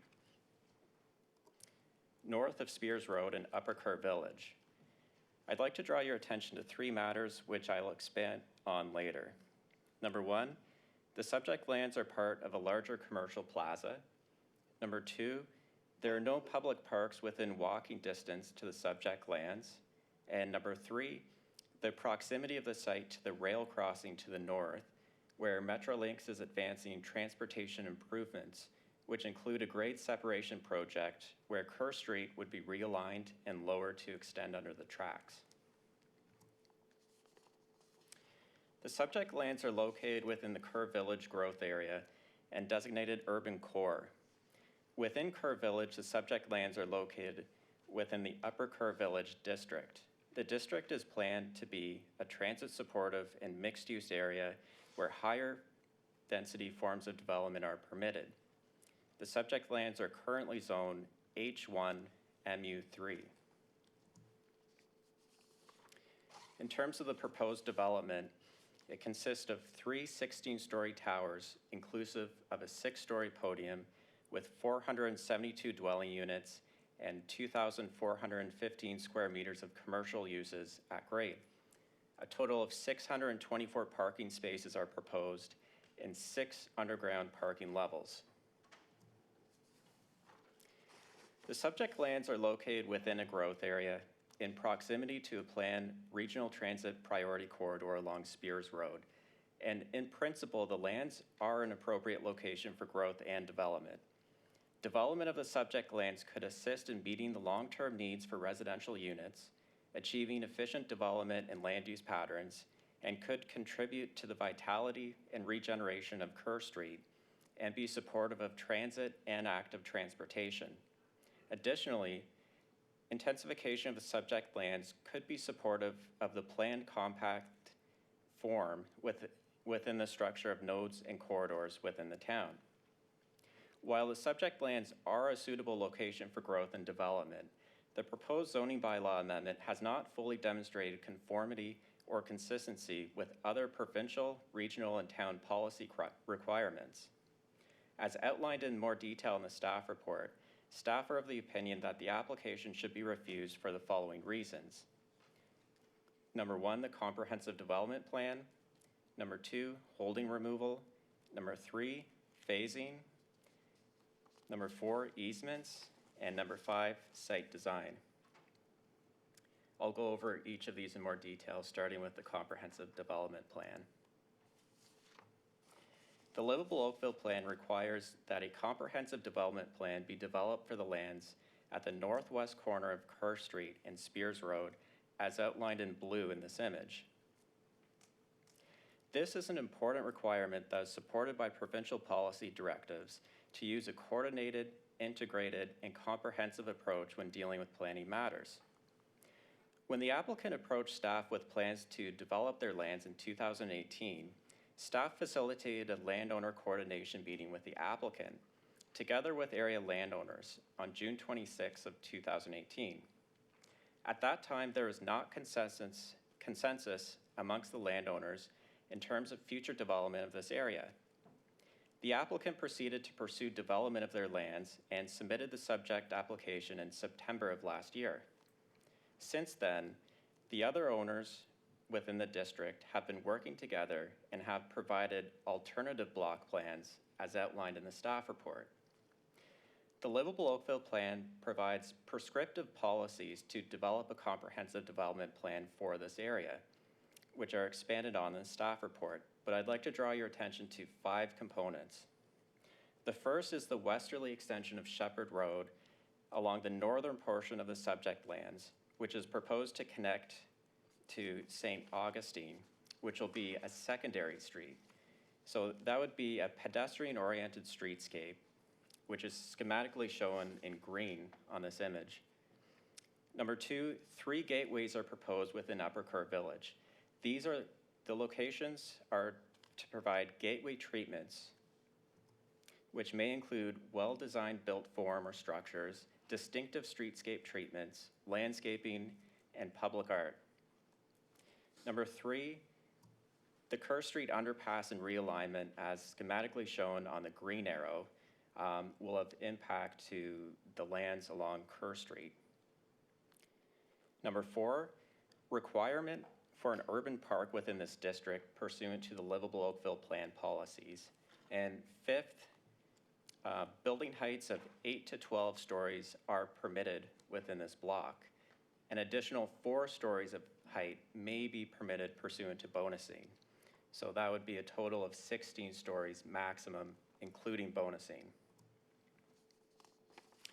The block concept site plan prepared by the applicant does show the extension of Shepherd Road and a road widening along Kerr Street for the grade separation project.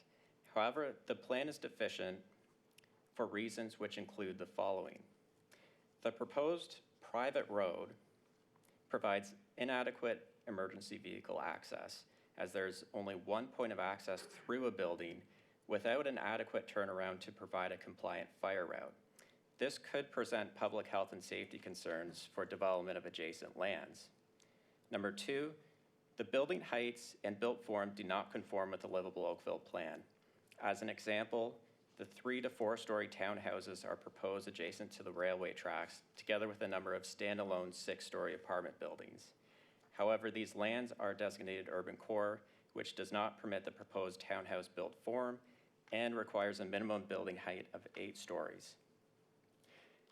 Number 3, buildings fronting onto a surface parking lot with parking spaces which back directly onto a private roadway without a drive aisle, which does not conform to numerous urban design policies of the Livable Oakville Plan.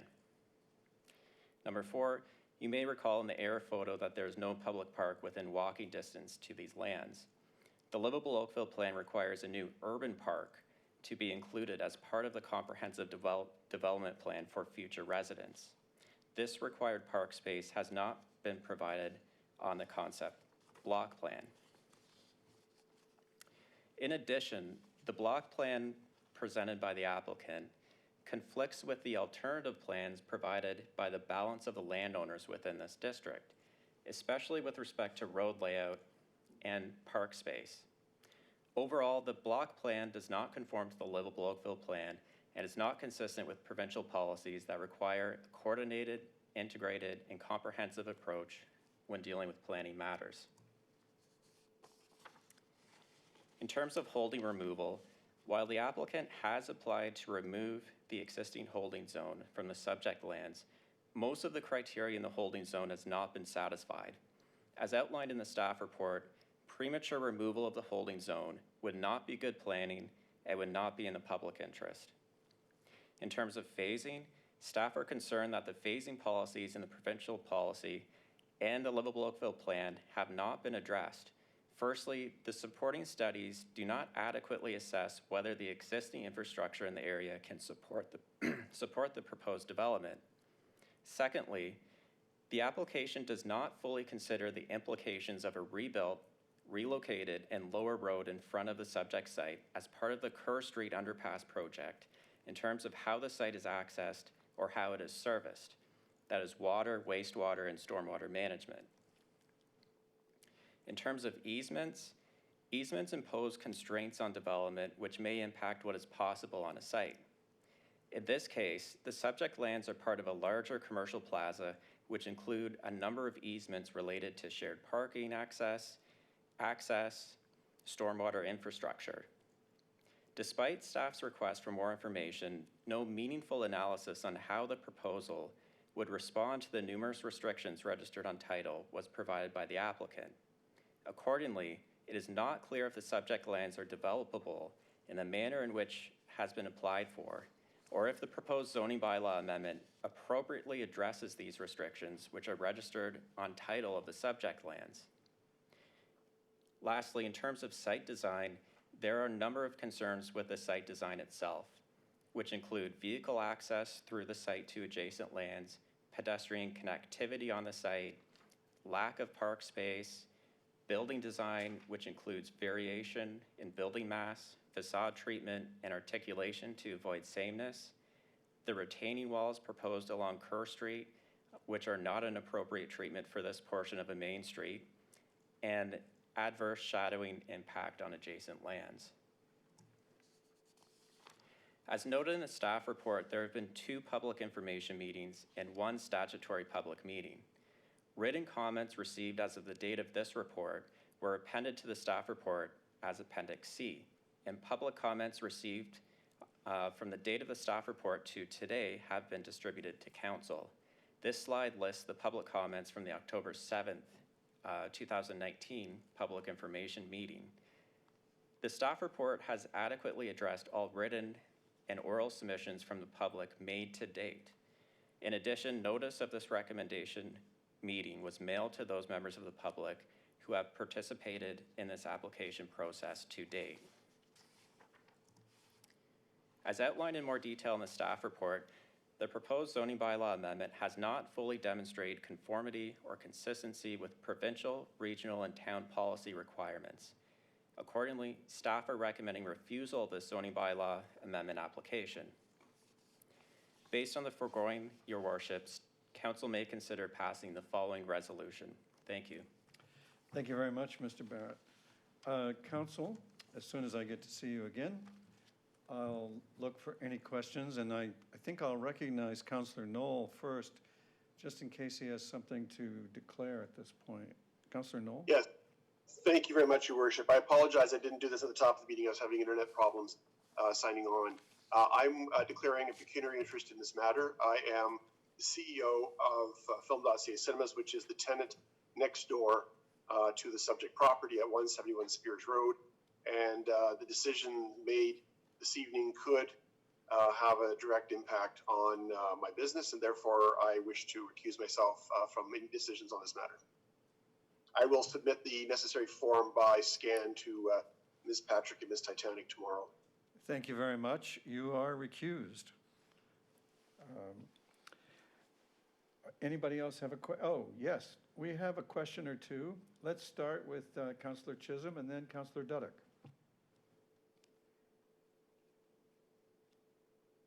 Your Worship, I think Councillor Dudek was before me. I defer. She defers back. Okay. Quick question with respect to, it seems to be this application on many levels, it has some challenges. Was there any pre-consult meetings with the appropriate contacts or with this application prior to being submitted to council? Through you, Your Worship, there was a pre-consultation meeting held with the applicant before this application was submitted. Just a comment. I find that it's almost a waste of council's time with all these issues that are coming forward at this time, and we're dealing with too many unknowns. So I'm just making that comment that it's unfortunate it's come forward at this time. Thank you. Thank you, Councillor. Councillor Dudek? Thank you, Your Worship, and thank you, Councillor Chisholm, for wanting to pass off to me. I just want to commend the staff for an excellent, excellent report. As he indicated, he has captured everything that the public, Councillor Chisholm, myself, have heard from our residents.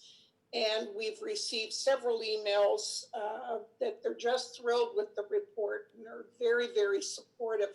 In many ways, it's almost like a do-over from the previous item we had, whereby you've got surrounding landowners being affected by somebody else's development. And until there is a thorough, comprehensive plan, you really can't plan in isolation. I appreciate the fact they tried their best, but until we've got everybody sort of rowing in the same boat, we're going to be faced with this perpetually. And I know we've had problems like this in the past. So at the appropriate time, I'd be pleased to give you a motion to approve with my thanks. Thank you, Councillor Dudek. May I call the delegations? Councillor Chisholm.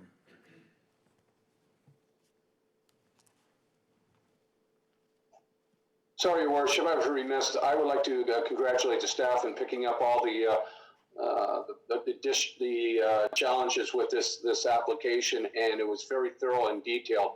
My thanks to the staff and Paul for making sure that we've covered everything that was expressed by us through comments from the public. Again, thank you.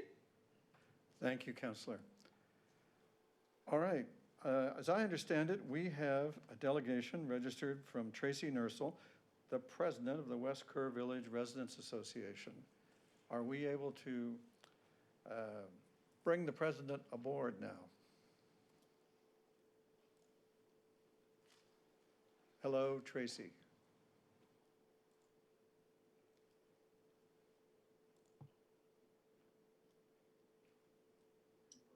Hi, can you hear me? Yes, we can. Welcome and good to hear you. Thank you very much, Your Worship, and thank you to the rest of the councillors that are here for this. And we are especially thankful to the staff and Paul Barrett for putting together such a comprehensive report. We are in full agreement with everything that they have written down, and then have a few more things.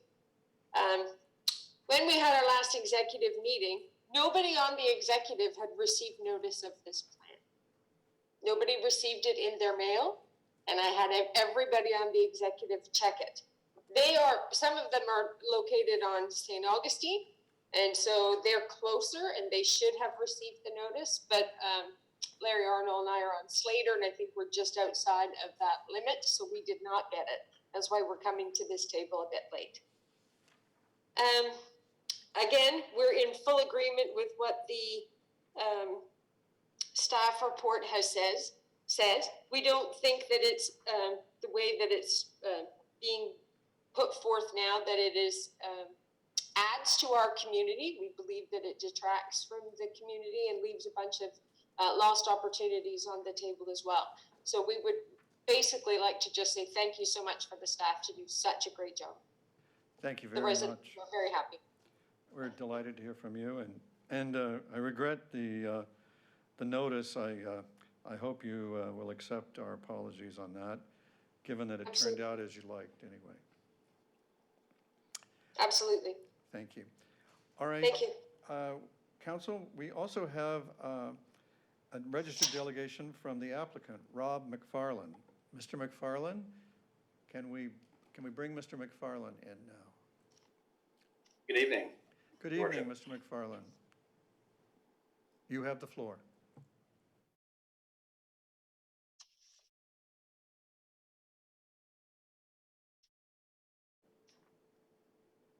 Hello. I think some technology errors there.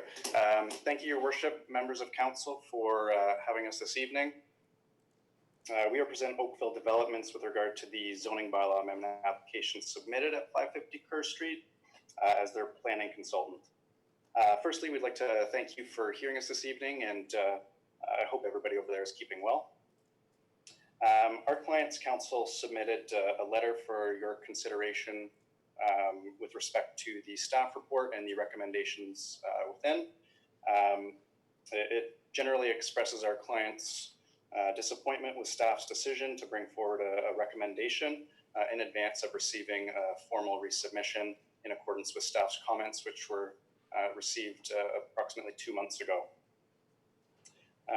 We're here out of respect for the process and to answer questions that you may have. We don't want to unduly waste council's time this evening, and so we don't have additional materials to present outside of what was presented by staff and what was submitted by our client's counsel. We would just reiterate that we're disappointed with staff's decision. The applicant's disappointed that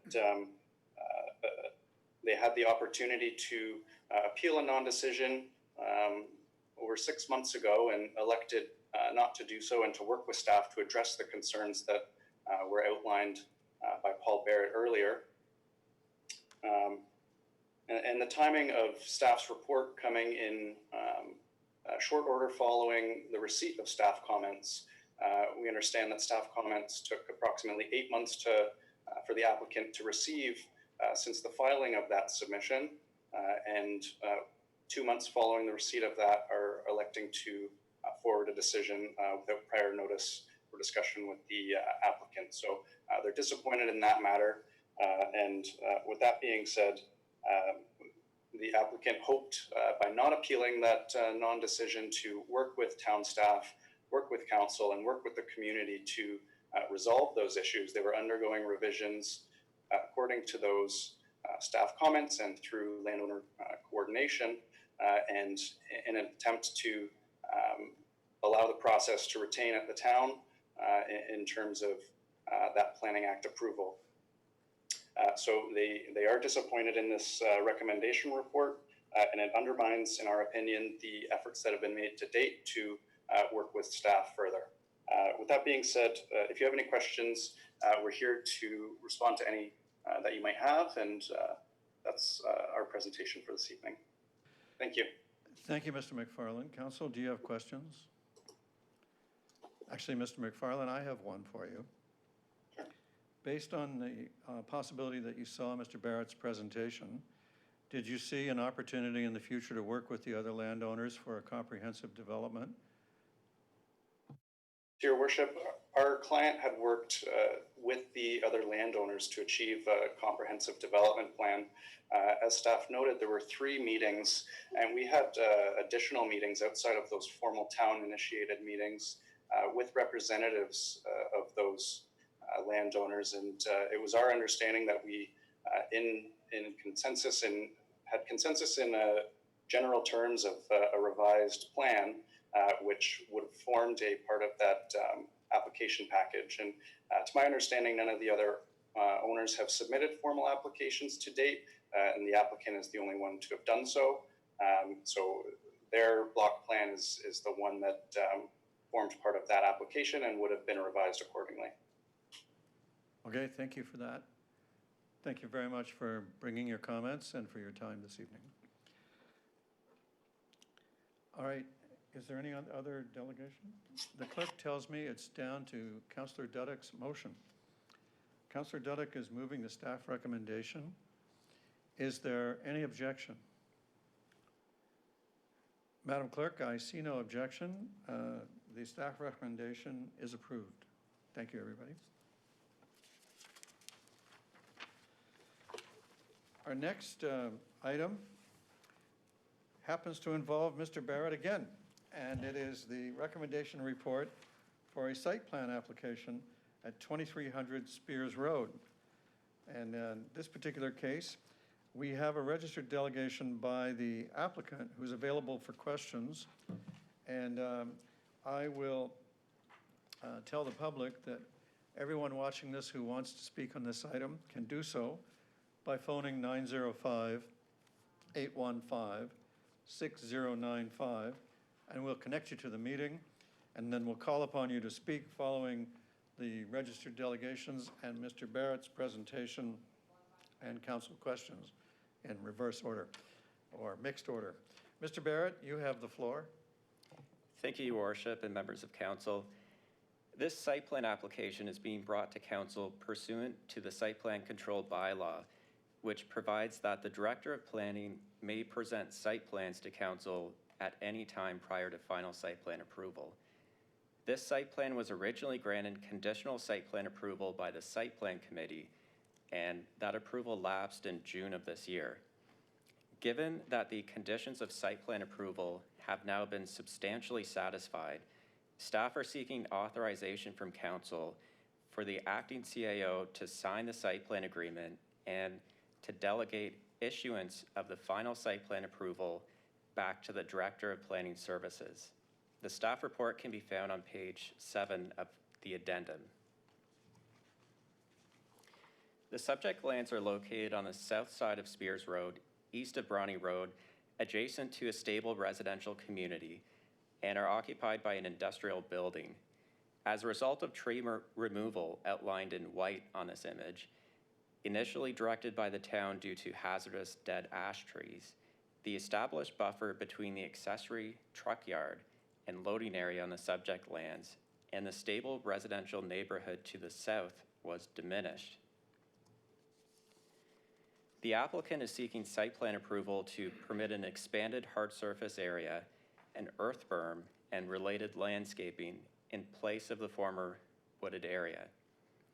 Since the site plan committee considered this application, the earth berm has doubled in height from 2 meters to 4 meters in accordance with the minimum requirements recommended by the applicant's noise study, which is to provide adequate sound mitigation between the industrial land use and the residential neighborhood to the south. Similarly, the applicant improved the landscape plans from the original version, which proposed 12 Austrian pine trees, to the current version, which would provide for 19 deciduous trees, 17 coniferous trees, 149 deciduous shrubs, and 169 coniferous shrubs. The berm was also engineered by a geotechnical engineer, and the landscape plan required extra attention to ensure that the proposed planting plan would stabilize the slope and be hardy enough to survive in the proposed conditions. Lastly, staff's comments regarding drainage have been addressed by the applicant, and a swale will be reinstated along the southern property line that's adjacent to the residential neighborhood. The existing drainage patterns are proposed to be maintained, and there would be no adverse impact resulting from the surface water drainage on adjacent properties. The conditions of site plan approval, as approved by the Site Plan Committee in December of 2017, have been satisfied as follows.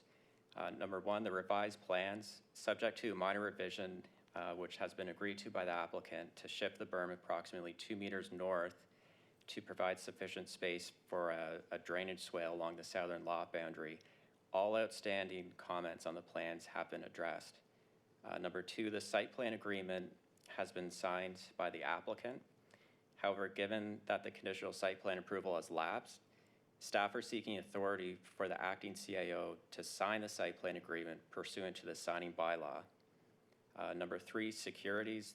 The owner has posted full securities for the site works. And number four, lastly, the noise report. The berm was designed in accordance with the noise report, which provides for a 4 meter high berm and an increased length to the extent of the loading area in accordance with the noise report. Accordingly, given that the conditions of site plan approval have been substantially satisfied, staff are recommending that council authorize the acting CAO to sign the site plan agreement and delegate issuance of the final site plan approval to the Director of Planning Services. Once the site plans have been finalized, site plan agreement has been signed by the acting CAO, and the site plan agreement has been registered on title in priority.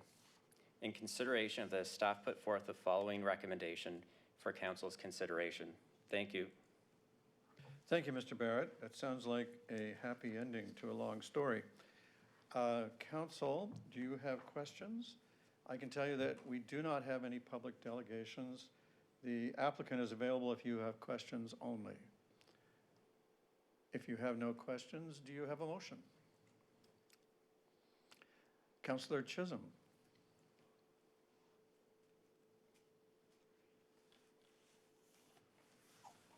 Move that we accept the recommendation. Thank you, Councillor Chisholm.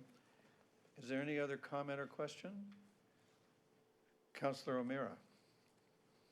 I would just like to thank Councillor Robertson. I know she's been working hard on this one for a very long time, and I know the residents are very thankful for all the work she's put into it and the work with the staff as well on that. So good job, Councillor Robertson.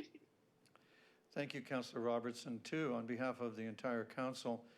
And let me ask my friend, Councillor Chisholm, would you like to pass the honor of moving it to Councillor Absolutely, Robertson? I defer. What a gentleman. Councillor Robertson moves. And Thank you. I will move. And I do thank the staff for this because this was the very first thing I had tackled as a brand new counselor. And it was already 18 months in the making before I even started. So I want to also thank Ralph Robinson because he started this too. So thank you on behalf of the residents. So it's quite a lesson how fast you can get things done, right? All right, may I put the vote? Any who are opposed to the recommendation, please show your objection by raising your hand. Madam Clerk, there's no objection. The recommendation is carried.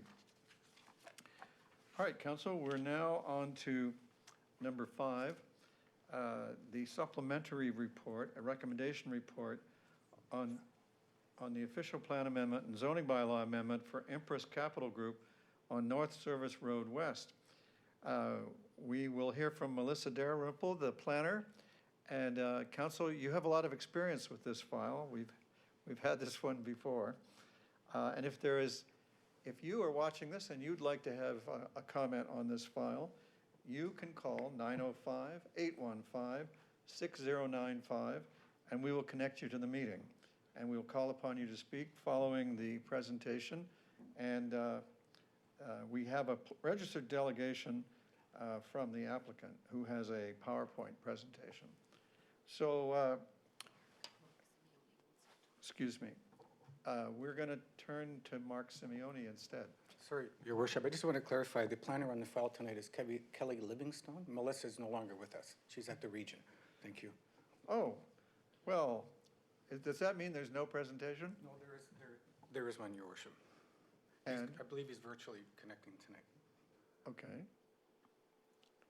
Oh, so so it's Kelly Livingstone. Yeah, well, sorry, I'm right here. Welcome. We look forward to your presentation. Apologies for any confusion, but otherwise, thank you. Mayor Burton and members of council, good evening. I'll wait for the presentation to go up on our screens.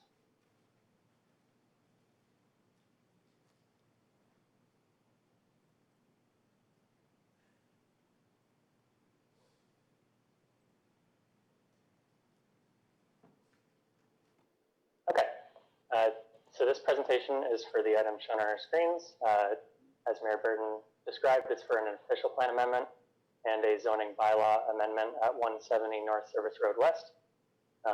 As some of you may know, this item was originally brought forward to council for approval at the October 1st, 2018 Planning and Development Council meeting, but it was deferred by council resolution to study and resolve outstanding concerns prior to council making a determination on the application.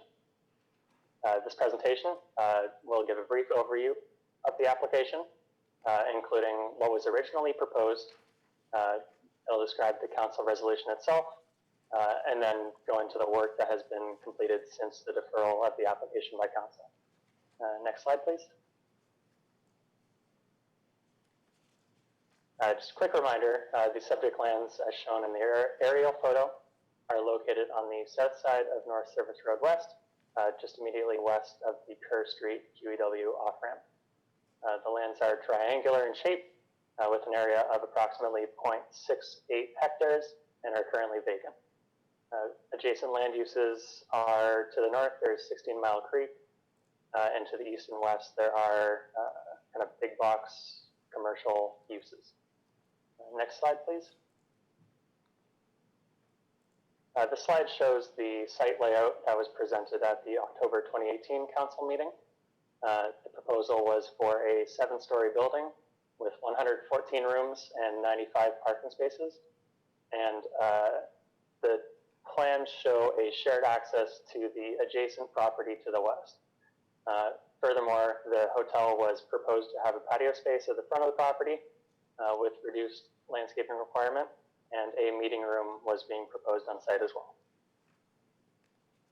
To permit the proposal, the applicant, and they still are, proposing a site-specific official plan amendment and zoning bylaw amendment. Next slide, please. So at the October 1st, 2018 Planning and Development Council meeting, staff originally recommended that the application be approved on the basis that the official plan amendment and zoning bylaw amendment are consistent with the provincial policy statement conform with all applicable provincial plans, the Halton Region Official Plan, the Livable Oakville Plan, as regards matters of provincial interest, and overall represents good planning. Council at the time, through discussion, had outstanding concerns with the application and made the resolution shown on your slide above. And I'll read it out, that the item be deferred so that the applicant can, in addition to the requirements set out in the planning staff report, secure a shared parking and access agreement with the westerly abutting property owner and demonstrate that the minimum landscaping regulations of the applicable zoning bylaw can be adhered to. Next slide, please.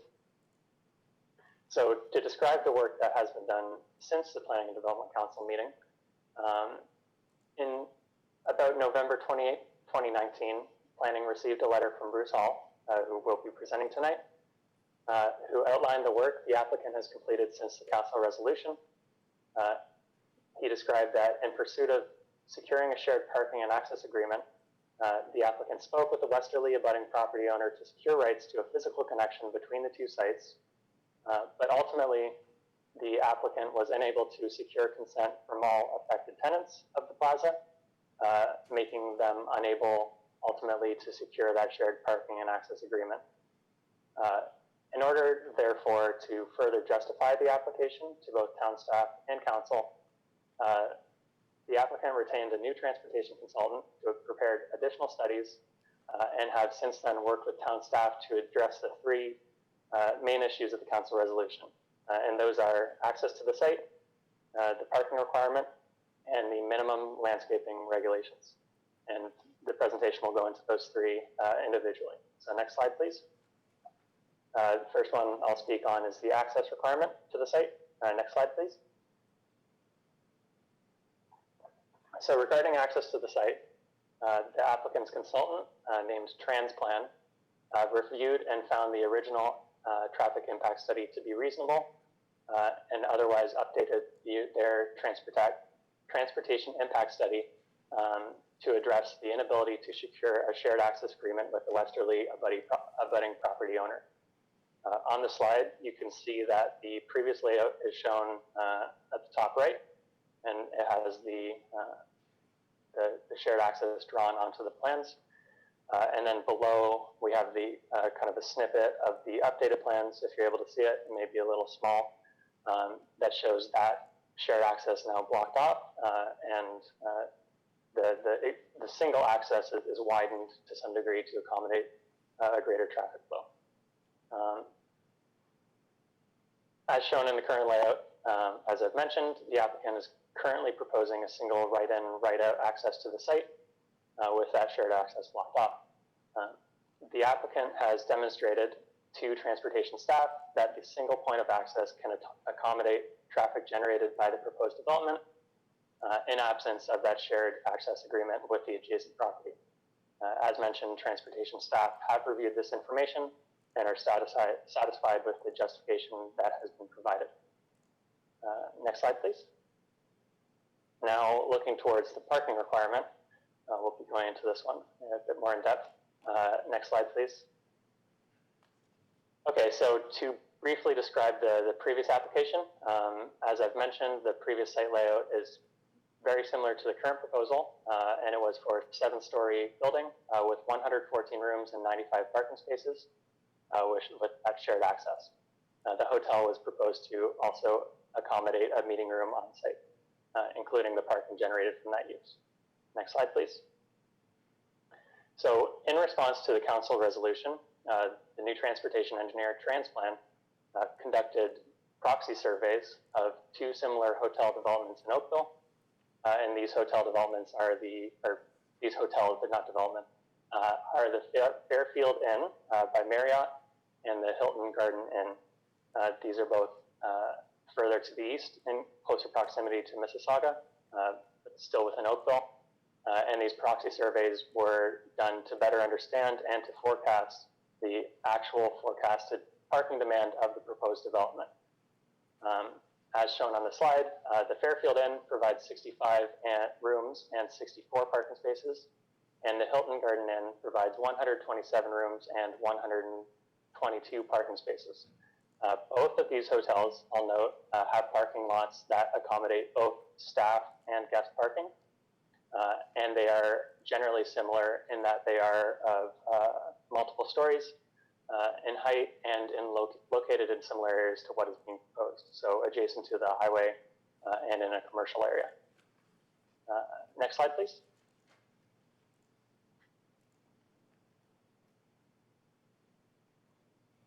Oh, that is the next slide. To conduct the surveys, I'll go into the methodology a bit.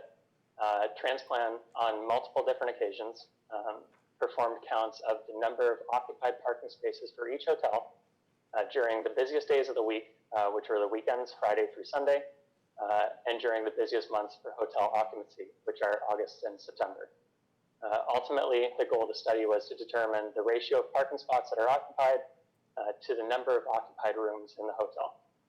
Transplan found that the overall average parking utilization between both hotel sites was 0.8 at peak hours. And what that means is that 0.8 parking spaces were used on average for each occupied room between the two sites during peak parking demand. And as mentioned in the previous slide, this survey value includes the surveyed staff, staff of the proposed development, as well as guests who would be staying in the rooms. Transplan therefore believe it is reasonable to apply that parking rate to the proposed development, and town transportation staff have been consulted through this process and otherwise agree with the methodology and the conclusion that their consultant has come to. Next slide, please. And now, one final note on the parking study. In addition to the vehicle parking, the parking study further describes alternative modes of travel to the subject site, which would have the effect of reducing the potential demand on parking at the site. So for transit service, just very briefly, Oakville Transit serves the site with two existing routes. There's Route 18, and there are two stops nearby along their North Service Road. And there's Route 28 for Oakville Transit, which travels north-south along Dorval Drive. For cycling, there are 10 spaces proposed on site, and North Service Road has dedicated bike lanes along the road in both directions. They note that guests would very likely not use bike parking spaces just because of the nature of a hotel use, but hotel employees could make use of those bike racks and bike lanes to get to work if they live in the area. Finally, the parking study notes that ride sharing is an increasingly common method of travel, especially in the hotel industry, and method of travel to hotels. Each of those thereby reducing the potential parking demand on site. Next slide, please. So overall, given all that, the applicant is proposing 114 rooms and 95 parking spaces on site. So it's the same as what was proposed before, but the justification has been kind of bolstered, and staff is confident with the numbers they are provided. The one difference that I would note is that no conference space or meeting facilities are being proposed in this development. And I will go on to say that the proposed zoning bylaw amendment specifically excludes meeting facilities and public halls from the permitted uses on site. So this removes the possibility of the hotel from hosting any large meetings or events that would otherwise burden the on-site parking beyond its expected capacity. Furthermore, I would add that with the passing of any zoning bylaw, the town does not permit for any variances within 2 years of that zoning bylaw is passing. So through the site plan process, the applicant is tied to what is currently being proposed, if they make it that far. And as I've mentioned, town transportation staff have reviewed all this information provided by the applicant, including the proxy surveys and the proposed parking ratio, and are satisfied with the findings. Next slide, please. Lastly, I'll speak about the minimum landscaping requirement. Next slide. And the council resolution stated that the applicant demonstrate that the minimum landscaping regulations of the applicable zoning bylaw can be adhered to. In the image to the right, this depicts the zoning requirement under section 4.11 of the 2014-014 zoning bylaw. And this requirement requires minimum width of landscaping to be 3 meters. However, the zoning bylaw also allows for that minimum width of landscaping to be reduced from 3 meters to 2 meters if the total landscaping on both sides of the property line exceeds 4 meters. And the plan that town staff have been provided depicts them complying with that requirement. The proposed zoning bylaw amendment is also reducing the permitted landscaping width along the patio in the front. In the bottom left snippet you can see on the slide. And that will be 0.65 meters. But in all other cases, the proposal will comply with a minimum landscaping requirement. As I've said in the previous instances, planning and zoning staff have reviewed these site plan drawings and are satisfied with the applicant's ability to comply fully with the zoning requirements. Next slide. Therefore, in response to the council resolution, the current proposed site layout is shown on the slide and has undergone minor modifications to reflect the applicant's inability to secure that shared access agreement. The justification has been updated, but ultimately the applicant is still proposing a 7-story hotel with 114 rooms and 95 parking spaces. Next slide, please. I'll reiterate what the proposed official plan amendment is. The purpose of the official plan amendment is to create a site-specific exception to allow a hotel as permitted use on the subject plans. As explained in the previous recommendation meeting on October 1st, 2018, the introduction of a hotel into the core commercial zone does not undermine the principal land use objectives of the core commercial designation, and if passed, staff are satisfied with the proposed amendment. Next slide, please. Here's the proposed zoning bylaw amendment, and it proposes a site-specific special provision to permit the development in terms of use and to allow site-specific performance standards to implement the proposed site layout. If you are able to see, if you squint, you can see that in response to the work that has been done since the October 2018 council meeting, the first provision that defines the hotel use does exclude those meeting facilities and public halls from the definition of what is permitted on site. Otherwise, this zoning bylaw amendment has not been modified significantly since the previous recommendation. Next slide, please. I'm almost done. I'll speak on implementation very quickly. Town planning received a site plan submission for the property, which was circulated on March 11th, 2020. This site plan submission, I'll be clear here, was circulated with the understanding that the applicant would continue to work with the planning department to resolve any outstanding issues or the outstanding issues for this application, subject to council's resolution. I will also be clear here in that no further circulations beyond the first circulation of the site plan submission will be processed until such time as the zoning and official plan amendments are implemented. As discussed in this report, planning, urban design, transportation, and zoning staff have all been actively reviewing the updated materials, including this site plan submission, and are satisfied that any outstanding issues related to the proposed development, site layout, and implementation of the zoning bylaw can be addressed through subsequent site plan submissions and do not necessitate any further revisions to the proposed amendments. And final slide, please. In response to the council resolution made at the October 1st, 2018 Special Planning and Development Council meeting, planning is satisfied that the applicant has sufficiently addressed the parking and shared access agreements, and through review of the site plan application will comply with the minimum landscaping regulations of the applicable zoning bylaw. Therefore, planning makes the above noted recommendation for council's consideration. Thank you. Thank you, and thank you for bringing back what council asked for. Councillor Dudek, and then Councillor Elgar, and then Councillor Knoll. Thank you very much for the presentation and for the work in regards to this. And I'd like to go on record of thanking Councillor Elgar for his previous work on getting us to this point in regards to the parking restrictions. I'm a little hesitant. You're saying that the conference room is out of the picture now on this development, so that we're solely dealing with just guest rooms, for lack of a better word, other than the usual lobby and various other things for the development. Through your worship, that's correct. Okay. We are excluding the meeting rooms and really any possibility for the applicant to put those in a later site plan submission or even building permit.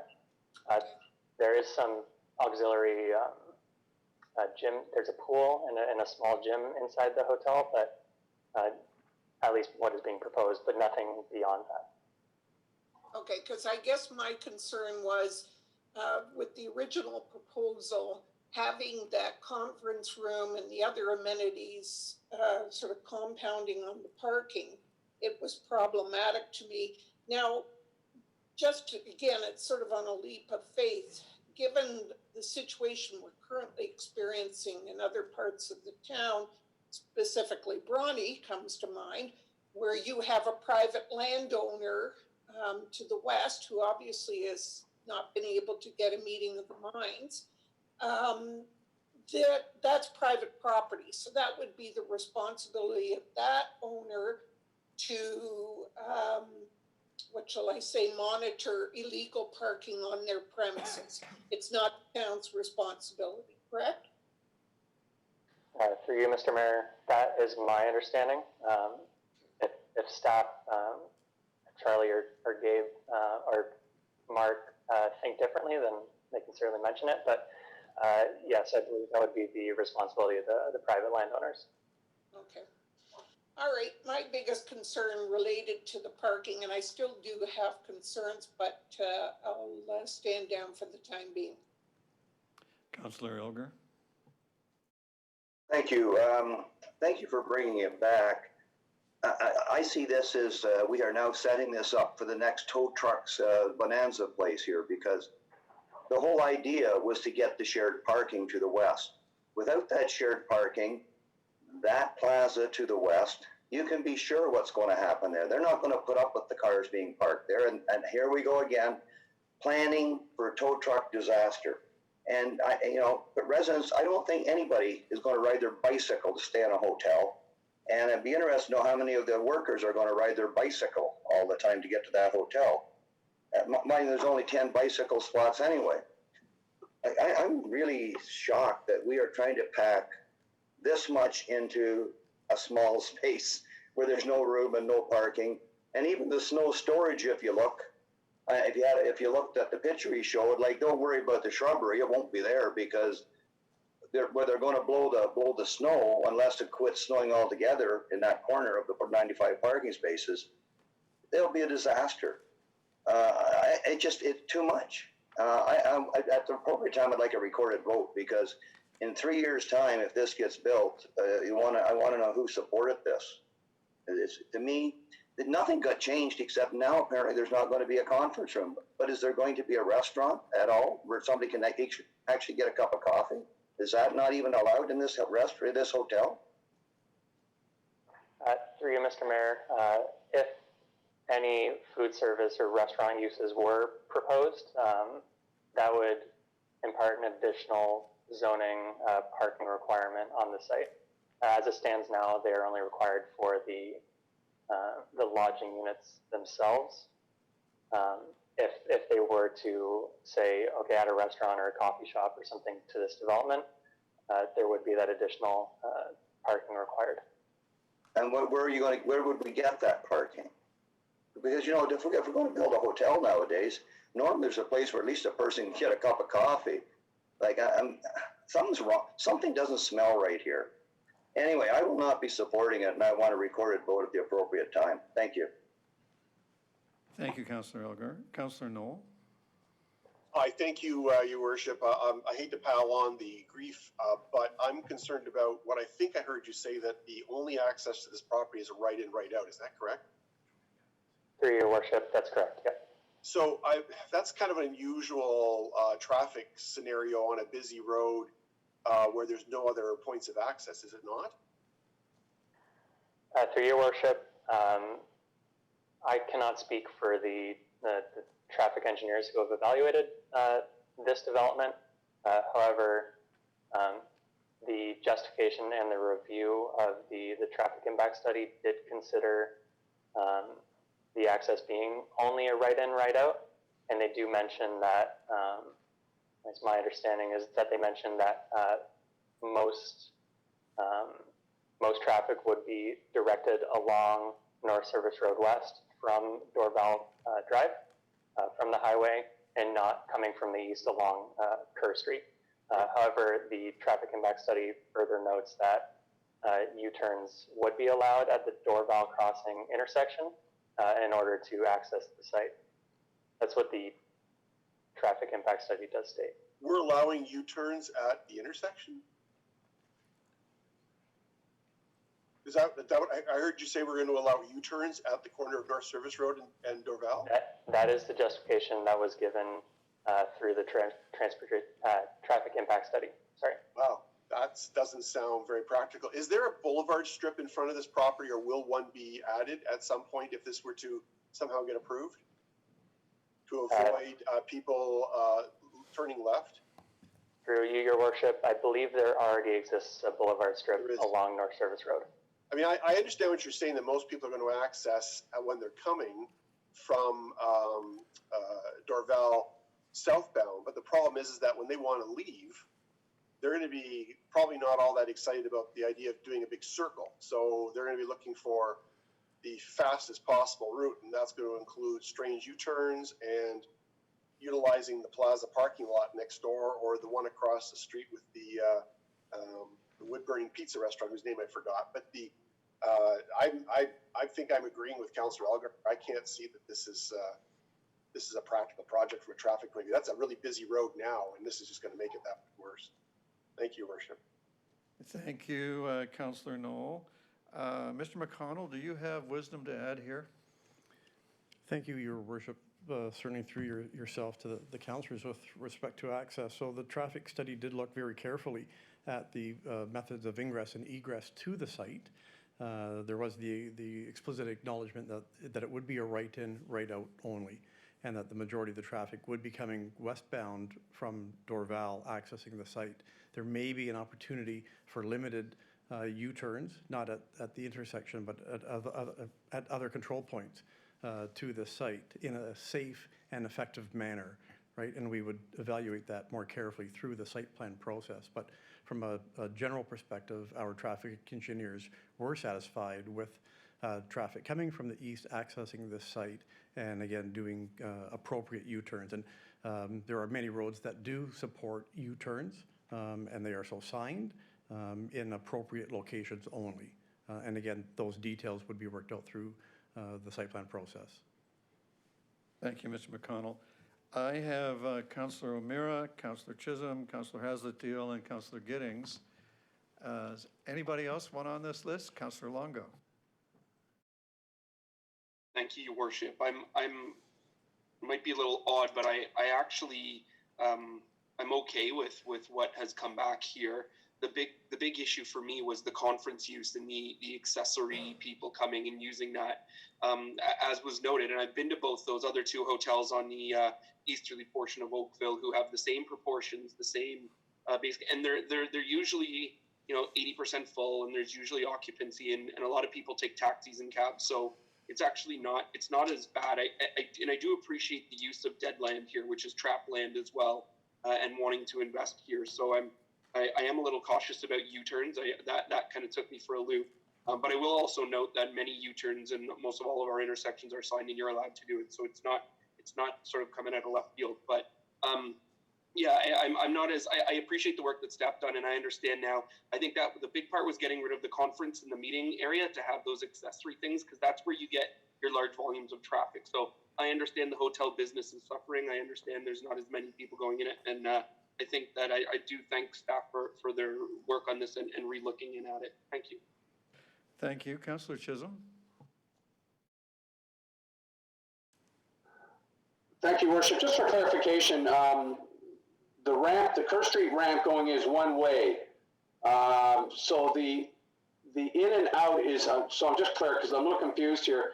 With respect to the in and out is on North Service Road, is that correct? Yes, that's correct. Your Worship, yes, the right-in, right-out would be along North Service Road. And there's no entrance from the ramp, the Kerr Street ramp into the hotel? Proposed hotel? No. Okay. I have real difficulty with this application with respect to the design of the property itself is just kind of a little post stamp property. I just have some real issues with how this is playing out and the size of the hotel in relation to the irregular land use on this one. So I'm in the point. I'm not to confirm to just support this application at this time. Thank you. Thank you, Councillor Haslett-Thiel. I'm really appreciative of those that have looked at it before raising comments. The U-turn makes me very nervous on that road.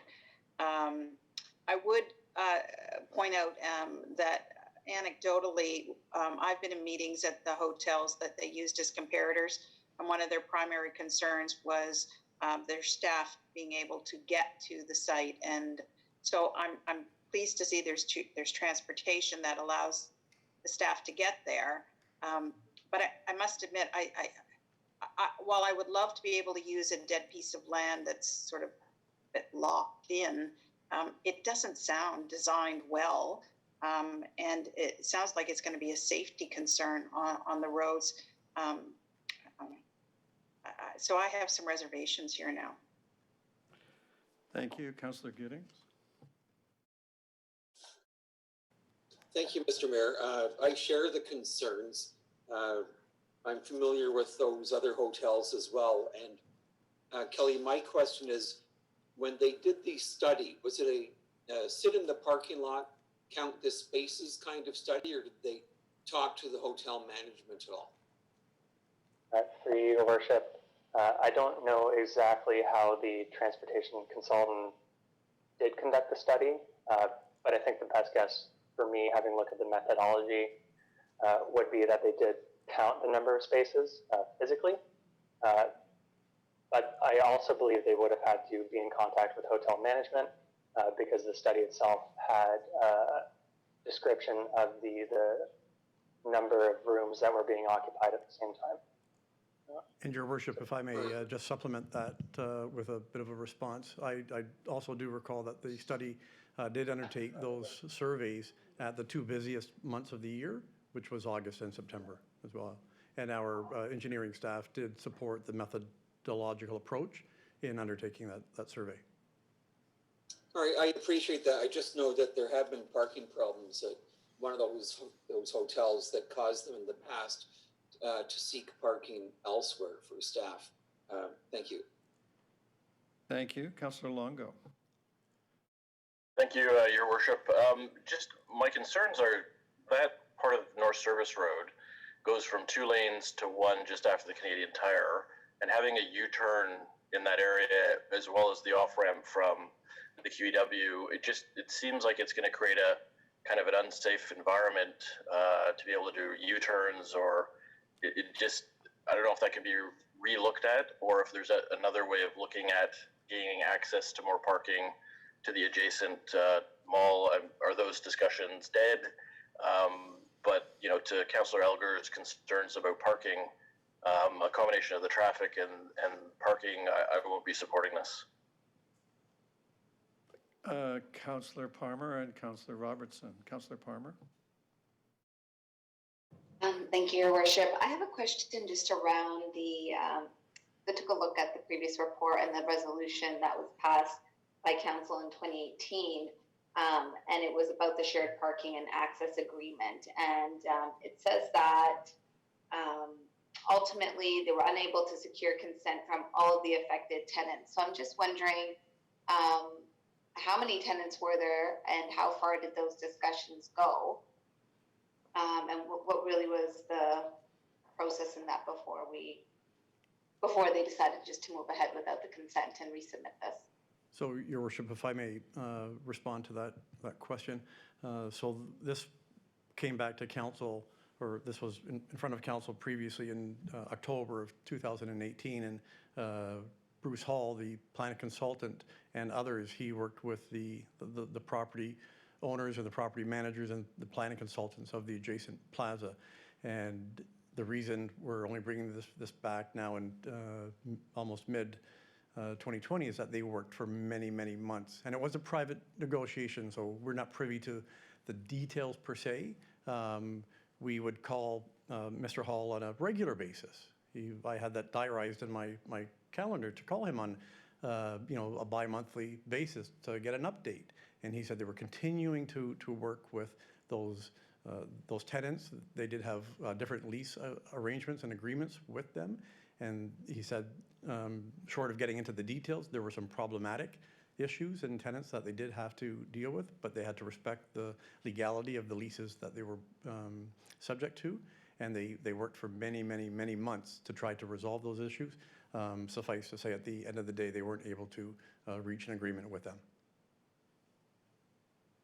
That's unfortunate. Well, I do thank staff for all the work that they've done. I find it inappropriate for us to justify an application on the basis of appropriate U-turns that can be made to access the site. It just doesn't make sense to me. I will not be supporting this application.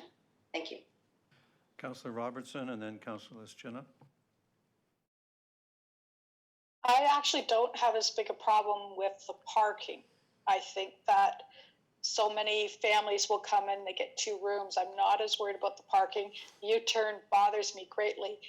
Is there an opportunity to come out of that to connect into Canadian Tire from the back at all, so they come out to the light at Canadian Tire to be able to turn right or left? And Kathy's already waving her head no, so I'm probably getting my answer to that.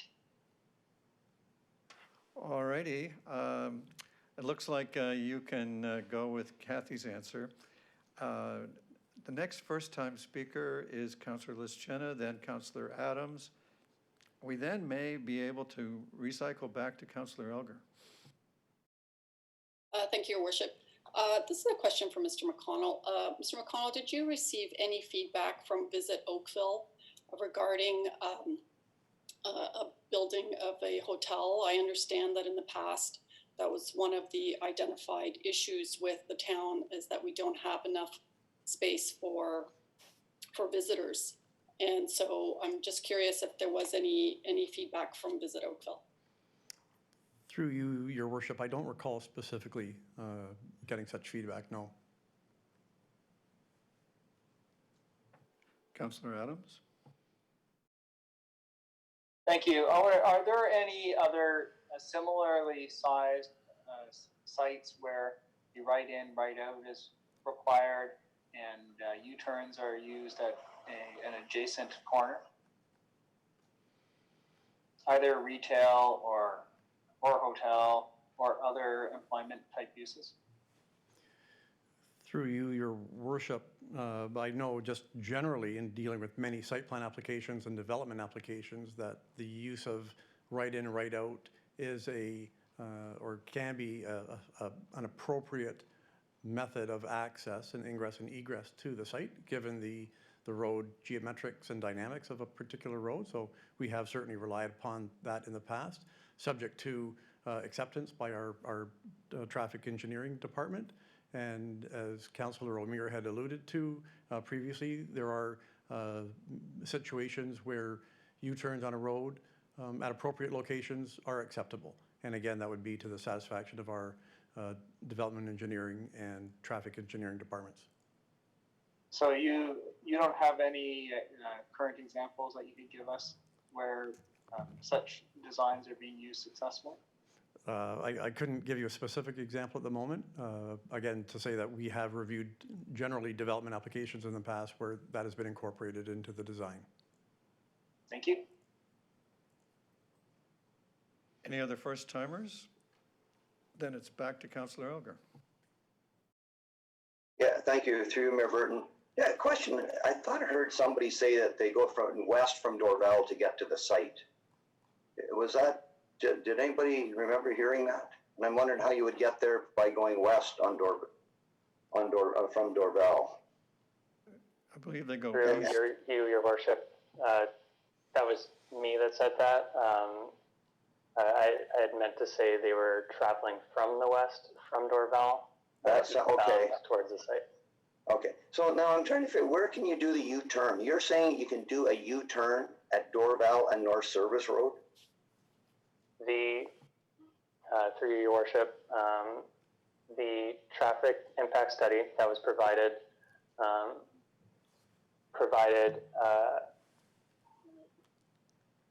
putting up signage at the intersection. Sorry, I'm looking at Google Maps to my right. At the intersection of North Service Road and the entrance to the adjacent plaza. At that intersection there, that's where they have described. That's where they described that. So it's not, it's at the adjacent plaza, even though when you're looking at Google Maps, you can see all you need is a little road and then all of a sudden you've got a light. You know, and this is what I thought would come back and what should come back before anything gets approved is like a little runway to get to that light, but not on North Service Road to get there. But that's what they're proposing. You can do a U-turn. You're there going forward anytime. Good. The suggestion was coming from Kerr Street, traveling westbound, and doing that movement at the Dorval Crossing and North Service Road West intersection, which is immediately adjacent. How many meters is that? How many meters is that from where you're going to try to get out? Well, first of all, you can't go. If you can't go left, so you're going to have to go right out of the building, right? Out of the onto the street. You can't go left, so you have to go right. So then you have to do a U-turn to get back to go over to Dorval. Where are you doing that? You're not doing it at Dorval Crossing because you can't go out and go left. You have to go right. I'm really trying to understand what you're saying here. First, you have to go right and then do a U-turn to go left. Am I wrong on that, Kelly? Through you, Mr. Mayor, I believe we're describing two different traffic movements, and I very much hesitate to get into this because I'm not a transportation engineer by background, and I'm describing what I read in the study. But there is traveling westbound along North Service Road West, coming from Kerr Street, moving westbound towards Dorval Drive, and then what the study describes is then doing a U-turn. That's to get back to get into the hotel. And then to enter. There was no description of any U-turn if you are turning right out of the development going towards Kerr Street, eastbound. You see, it's like the hotel, you can come, but you can never leave. But anyway, you know something? To me, it's totally, absolutely inappropriate unless we get to go into the plaza to the west, which solves all problems. We've got a full intersection with lights there. So, okay, anyway, whoever moves it, I just want a recorded vote, and I appreciate it. But it is so wrong, and in 4 years' time, it'll be a perfect example of how not to do it, in my opinion. Thank you. Thank you, Councillor Elgar. Councillor O'Meara. Thank you, Worship. I feel like we're pulling out a little thread on a sweater here over an issue. I mean, it's about methodology. There's nothing that says they have to do a U-turn. There's nothing that says they have to. You can go down Kerr Street and across Wycroft and back to Dorval. There's a number of ways you can do it.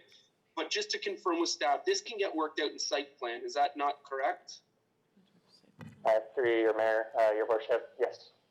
So signs can be added, buffers can be, I mean, this is all I guess the idea really that we're asked here is, you know, the work that the staff have done and recognize the changes that have been made. Are we okay with that? And the details can be worked out in site plan. That's correct? That's correct to me. Thank you, Your Worship.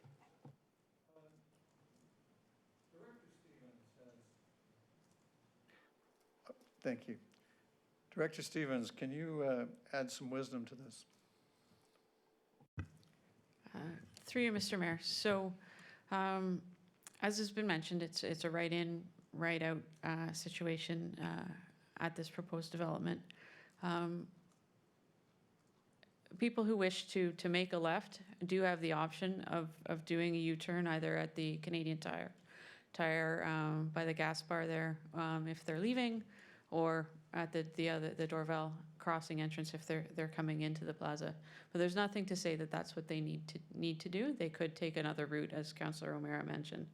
The appropriate signage would be there to permit the U-turns from happening, to permit the U-turns to happen. U-turns can be common and can be safely accommodated. But if a driver didn't feel that was how they wanted to operate their vehicle and how they wanted to plan their trip, then they would take other options, which may be more circuitous, but they would have that option to do that.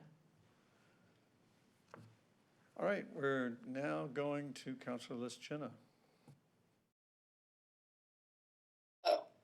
My question was, I guess, for Jill as well, because Kelly has indicated that our staff, engineering staff, have looked at this and are not describing the huge dangers that we're hearing from non-experts here. So can we just get that clarification, please? Through you, Mr. Mayor,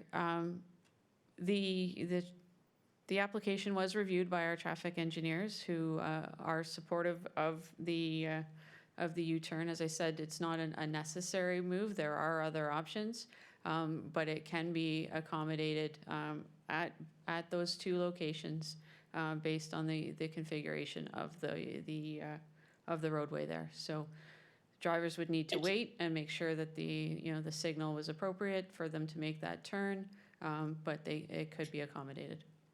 Thank you. All righty then. Council, we have a registered delegation from Bruce Hall on behalf of the applicant with a PowerPoint presentation. I see a hand. Councillor Knoll, before we go to the delegation, you have a question? Thank you. I have a question for Ms. Stevens. I didn't realize she was there. The question was asked earlier if there is examples of a property where there was only a right-in, right-out onto a major arterial street. And I'm wondering if our traffic director would have any knowledge of that to give us an example. Through you, Mr. Mayor, as Mr. McConnell was thinking about that, I was trying to pick a site as well that was comparable to this. Many of our sites at intersections of major roads do have a right-in, right-out. They might be on two different sides of that corner, but they would be right-in, right-out at there. It is becoming more and more common as streets are getting busier, and we're looking at center medians and controlling access that way. So I'll continue to try and pick a site as I mentioned. I don't have one right off the top of my head, but we are seeing more and more of that happening. I know that I may not be an expert, but after 20 odd years of doing this, I've seen a lot of these applications, and I've actually not seen, particularly at the region where traffic engineers have been supportive of a single right-in, right-out on properties, particularly on major streets. I'm surprised by that, and I would really like to understand, to help me get my head around this, the examples of, or the case studies. You're saying that there are some, but you can't identify any. You mentioned that on corners there's a right-in, right-out on each corner, but almost everyone, I'm racking my brain, I'm thinking of places like the St. Joseph's Ukrainian Church and such. They have a right-in, right-out. So they only have a right-out, I apologize, but they also have a full turns access on the other intersection or the other street. So I've not seen, correct me if I'm wrong, in my ward, I have not seen a single property with only a right-in, right-out, and as much as there are alternative routes and people can go all the way around, they can go down Kerr, then over Wycroft and then back up.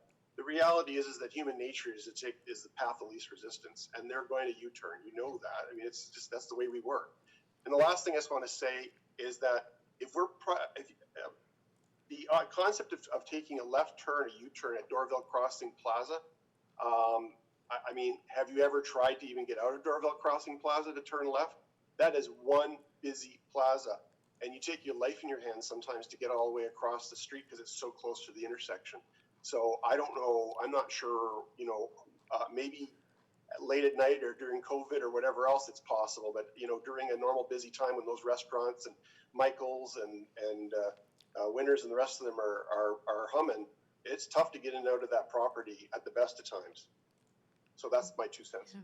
Through you, Mr. Mayor, just as Councillor Noel was speaking, we came up with a couple of examples. Again, I was trying to think of something that was on a similar street to the North Service Road, but on Dundas, the Olive Press is right in, right out there.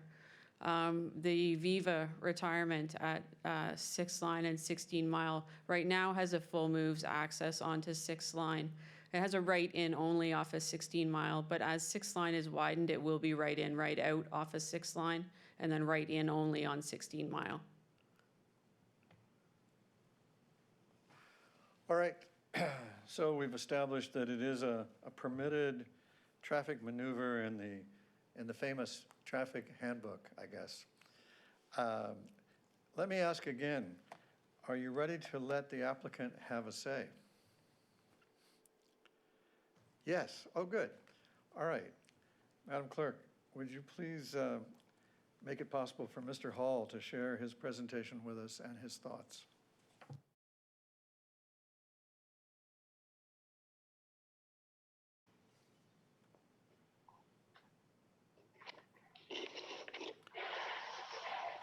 Good evening. Mr. Hall, we hear you fine. Welcome. Thank you very much, Your Worship, and members of Planning and Development Council. I hope everybody can hear me okay. I just had to run from my office to my boardroom because the power went out on one side of the office, so I'm being flexible. Thank you very much. I'm going to start off by saying that Mr. Livingston has done a very thorough job in addressing what's been done since we were back before council in October 2018. So I'll try not to repeat. I'll try to add something that may be of benefit to council in making an informed decision. I've also been taking some notes about some of the questions that have come up from specific councillors. So once I'm done my presentation, I'll try to go back through those and give specific answers where none was able to be provided by staff.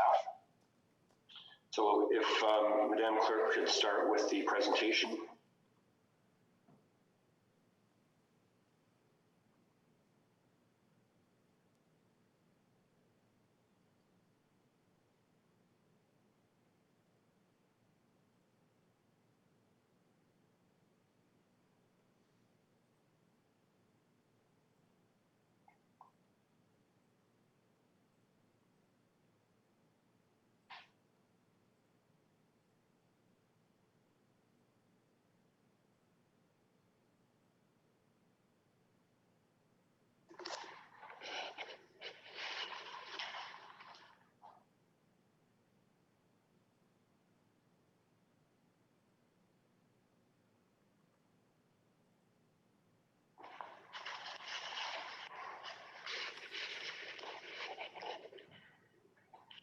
Okay, thank you.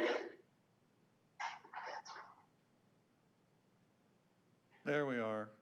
Mr. Hall, Okay, please go ahead. Thank you very much. If you could advance to the first slide, please. So we're here on behalf of Empress Capital for these official planning and zoning bylaw applications made earlier in 2018. We were last before you in March, and as Mr. Livingston indicated, this is a 7-story, 114-unit Avid hotel rent. And just for your information, Avid is part of the IHG chain, which includes Holiday Inn and Intercontinental and Crown Plaza. And this is a new brand for them, and it's sort of a mid to upper level brand, and they're always establishing new brands to broaden their appeal to various segments of the market. And when we were before you in October 2018, There was a positive staff report with a positive recommendation. Next slide, please. And, notwithstanding that recommendation, there was concern by a number of members of council with regards to the issues identified related to parking, access, and landscaping. And they wish to defer it to allow the applicant, ourselves, to facilitate. It says a shared parking and access agreement, but the real purpose of that agreement was for access only. We were not going after additional parking from the plaza owner because they have their own supply of parking that they have to accommodate, and was really about to facilitate an additional access to improve or ease, even though initially our traffic consultant, our first traffic consultant said that was an appropriate arrangement. So we were asked to go look at these three things: securing a new access, a secondary access from the property to the west, to provide additional rationale for the parking, and to demonstrate the means of complying with the landscaping regulations or their intent. And, I want to reiterate to what both Mr. McConnell and Mr. Livingston said. We've done this collaboratively with staff, and I will give you maybe more details than you want to know about the negotiations with the property owner next door. It was painful.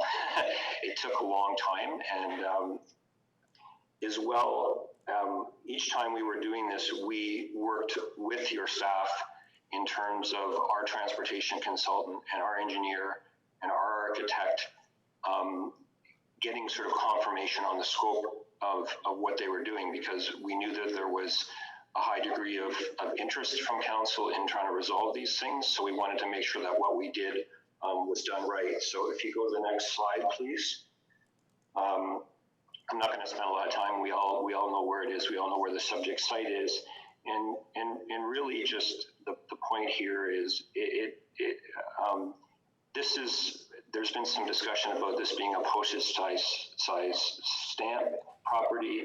It's actually over 1.5 acres of land. It may look small from the air, and it's well located within this very kind of mixed use node.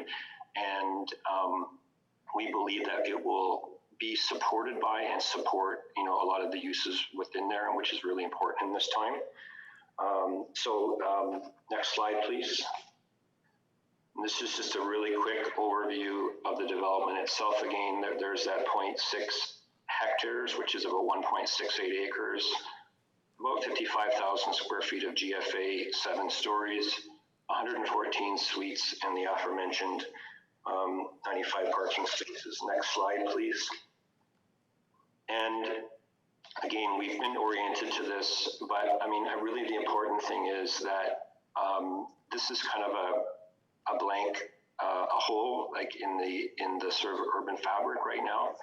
And the point of a lot of the site plan layout is really to bring the proposed building to the street and kind of animate the street and create activity and vibrancy along that stretch.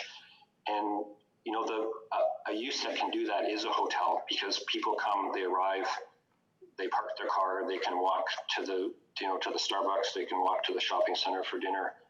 And I will maybe pick off a few of the comments that came up earlier. Hotels today in this market segment, they generally don't have standalone restaurants. That is unless they're sort of upper end urban, very urban scale hotels, they have an area which is sort of a multi-purpose area, which is part of the lobby where you get served breakfast, and that's really the extent of the service that you get in terms of meals. So they really rely upon the surrounding business context to provide meals for their guests. So there's on the right hand side next to the QEW off ramp, there's an area that the MTO wants us to reserve a 14-meter buffer for future expansion. And we can't do anything in there. And then all the parking is largely behind this building, which is very desirable. Your urban design staff will agree with this approach. having, the majority of the parking behind the building and not at the street edge, and having other things animate the street besides parked cars.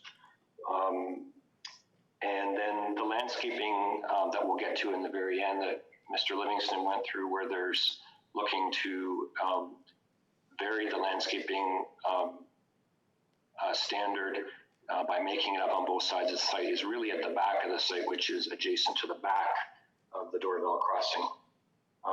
So I'm going to flip through just for interest of time. If you could go to slide number 10, please, which is building massing and materials. And a lot of the ones we just flipped through were very similar. This is a rendering, and it gives you an idea of what the scale is of the hotel and its relationship to the street. And as you can see, along the ground level, there's been a lot of work done with staff to kind of enhance that, and for it to have an interrelationship with the street. A lot of glazing. There was a mention that we're in the site plan process where a lot of these details really get worked out. There's been some back and forth already with staff on some of the materials, and having sort of more robust and more sort of permanent type of materials, and also the massing of the building. There's different approaches to sort of break up the massing. So I'll move along to the next slide, please.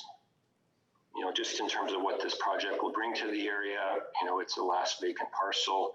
It will fill that gap in the urban fabric, as I mentioned. It establishes a very strong urban built form at the edge of the street. There's hard and soft landscaping at ground to break up the parking, and it will animate the streetscape. Next slide, please. Just in terms of generally what this project will bring to this area and the town of Oakville, when I get into some of the discussion about our negotiations with the landlord to the southwest of us, they realized the synergies that would be created by these two uses, and they were very supportive of that, notwithstanding the outcome. It will generate additional customers for these nearby restaurants and services and retail businesses when we return to normal, hopefully. It's got good overall vehicular access to the surrounding highway network and transit. There'll be about 25 full-time jobs created, other spin-off employment and part-time employment and construction, and then in general tourism job creation supported by and supporting the surrounding areas, Dorval Crossing and some of the employment areas to the south. I'm going to skip over to slide 14, please. So based on the council resolution in October 18, as Mr. Livingston indicated, we were to respond to sort of these three areas, and by doing these sort of four things, this is what we undertook. We entered into discussions with Bentel Kennedy with the objective of securing the physical connection. We retained a second transportation consultant, and the real reason we initially retained the second transportation consultant was to do a peer review of the first transportation consultant's work, and then that kind of rolled over into additional work that was requested by both Bentel Kennedy and the town's transportation engineer. We reviewed opportunities to address the landscape buffer with the assistance and advice of staff. And then we responded to sort of smaller technical issues as they arose as we made these other subsequent changes and worked those out. So that's why it took us almost 2 years to do that. So next slide, please. In terms of securing the physical connection, this Dorval Crossing Center is owned by Bentel Kennedy. And we were really dealing with their senior management at the highest levels through some connections we had with their company. And right from the beginning, they were supportive of this. They agreed that they would enter into the process. They wanted us to first prove that the implications of making this connection to their site would not detrimentally or negatively affect their functional or operational requirements for their site. So first, our transportation consultant had to work with their transportation consultant to do all of that work. We paid for all of that work, including the peer review. And at the end of that process, we went back to Bentel Kennedy. Their transportation consultant indicated they were satisfied with with that work, and that they would begin to prepare legal agreements to implement the access. Next slide, please. So we undertook to do that. Again, they maintained this was to be at no cost to them, so our client had to pay for all this work as well.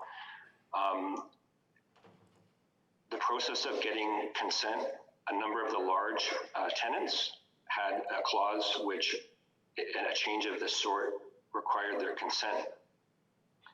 And what they ended up doing was they saw it as an opportunity to take advantage of Bentall Kennedy and made very significant requests, which were not only financial in nature, but also really compromised how Bentall Kennedy wanted to operate and conduct their business on a daily, monthly, or yearly basis.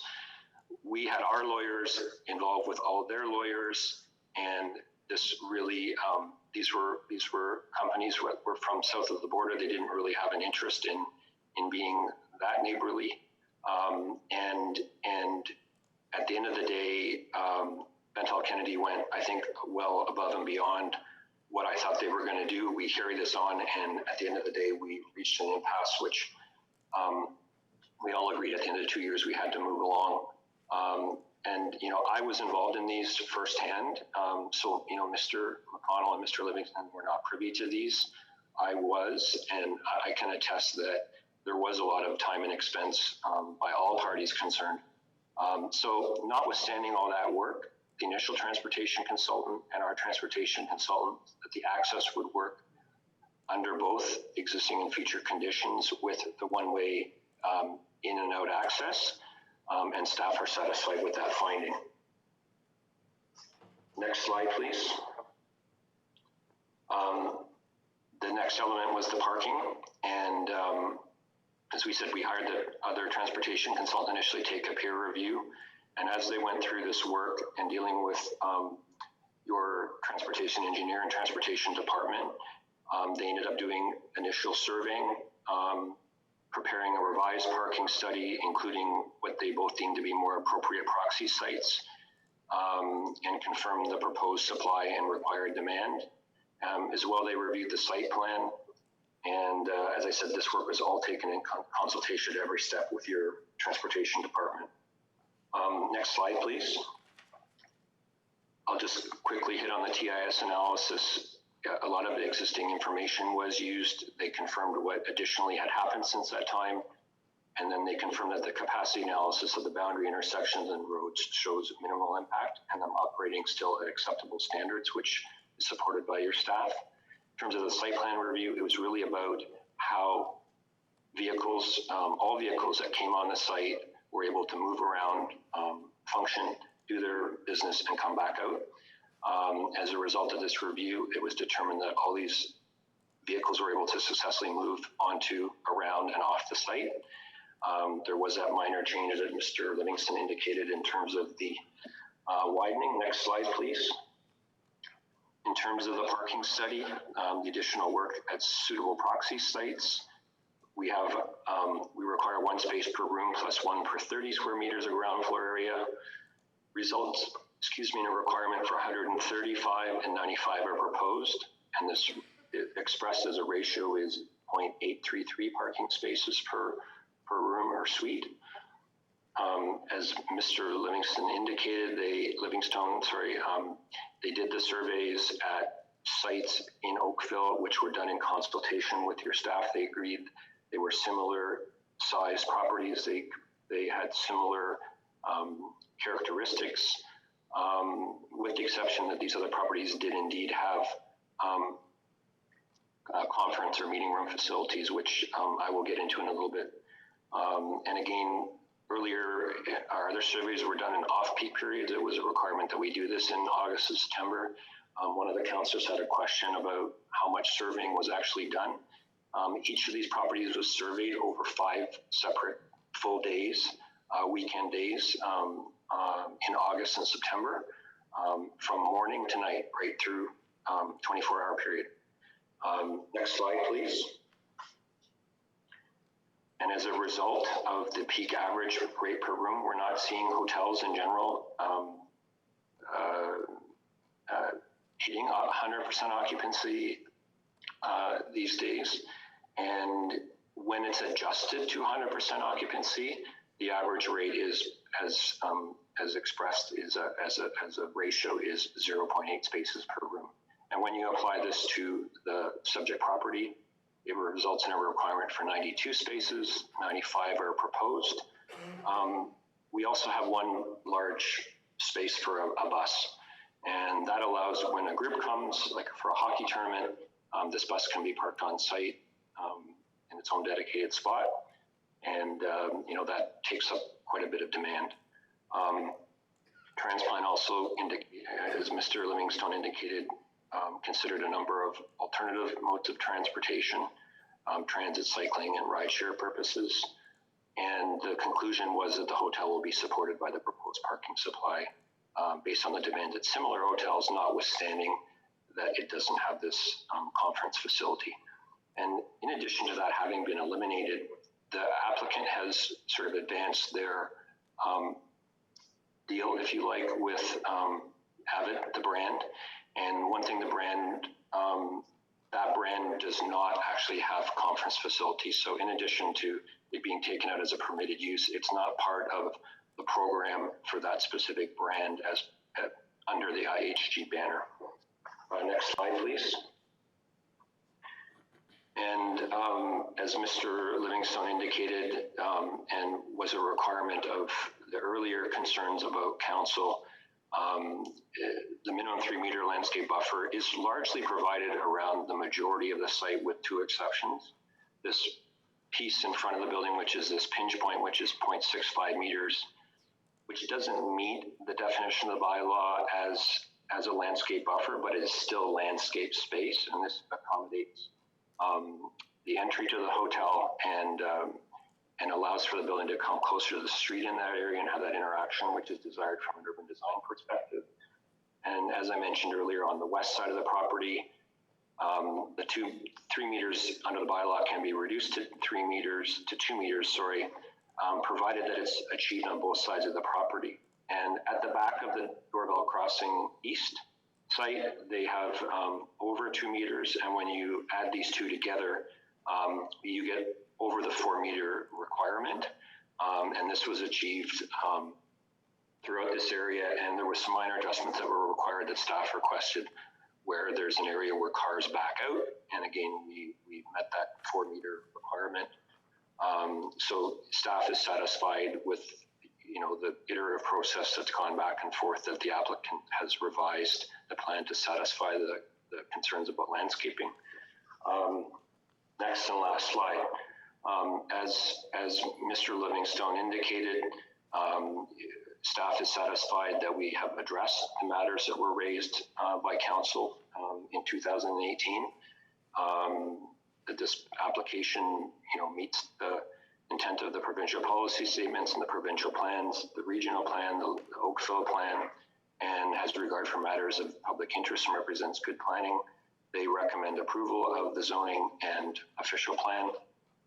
And, I really have to say we've really worked collaboratively with staff in this year and a half, almost 2 years, to address the identified concerns. It's been quite an iterative process and a collaborative process and going back and forth. And when we solve the big issues, then we've gone back and solved the smaller issues. And we respectfully ask that council consider adopting this tonight.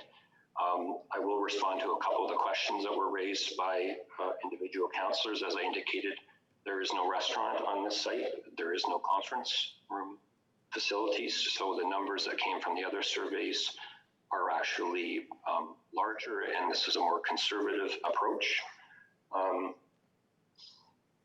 The occupancy, as I indicated, was taken into account in the surveys of the other properties. The surveys were done comprehensively through a whole weekend on 5 different occasions.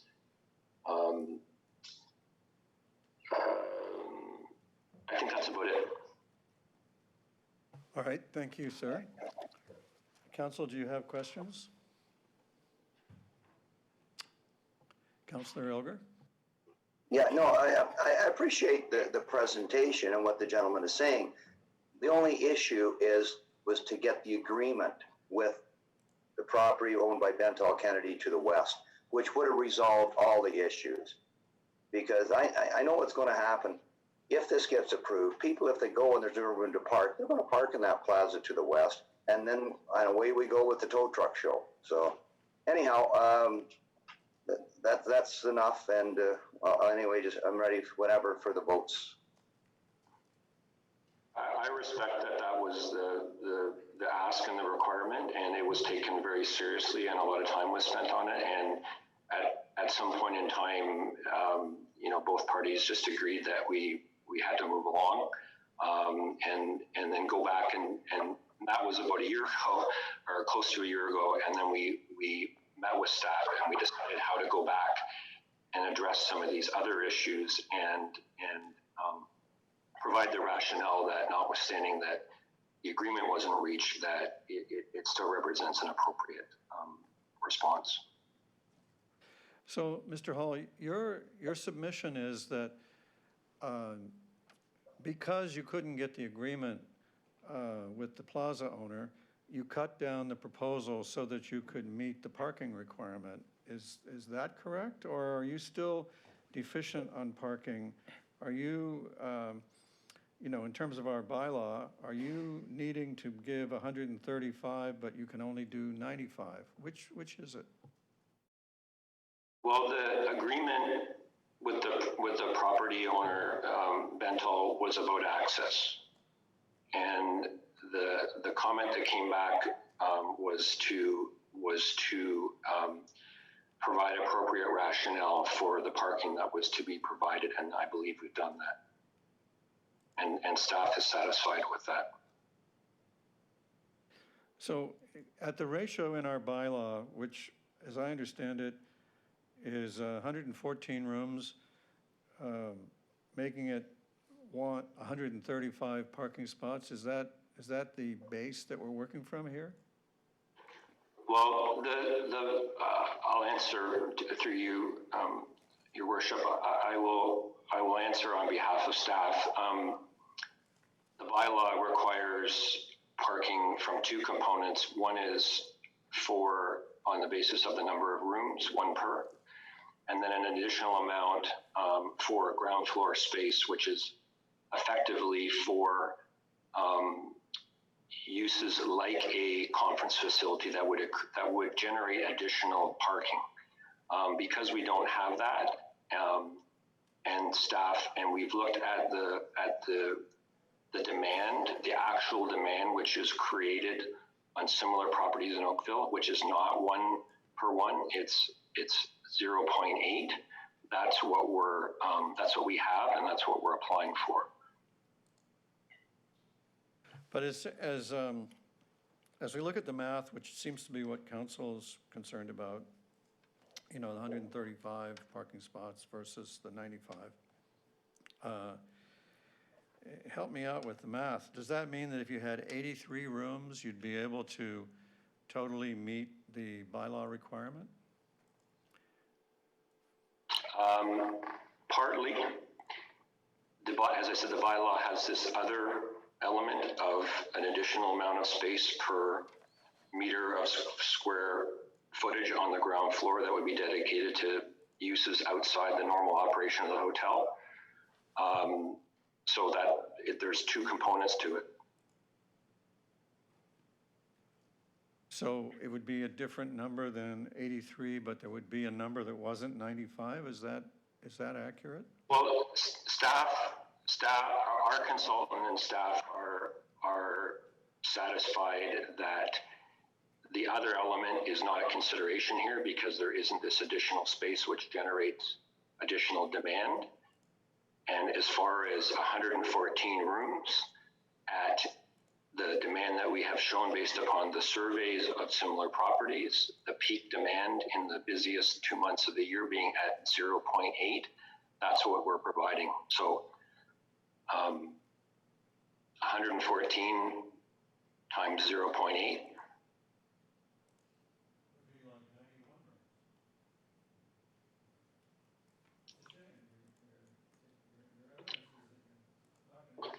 I'm sorry, I can't hear you, Your Worship.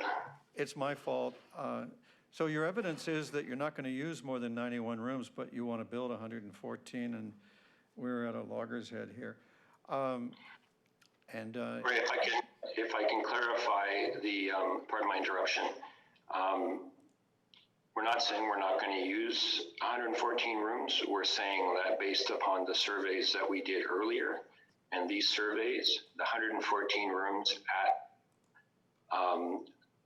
whatever occupancy they are, but adjusted to 100% occupancy, they will generate no more than 93 parking spaces, and we're providing 95, plus the space for the bus. Okay, so if I understand you correctly, what you're saying is rather than reducing the number of rooms, you reduced the extra spaces, and you should get some credit for that. So does that accurately sum it up? I would say we've created a program that it meets sort of a requirement for what is a viable hotel, and a number of units that, a number of parking spaces that is commensurate with what that will be generated by that. It's not to say that if we had more space and we had more room to put more parking spaces, that we wouldn't still apply the same logic and have a larger hotel.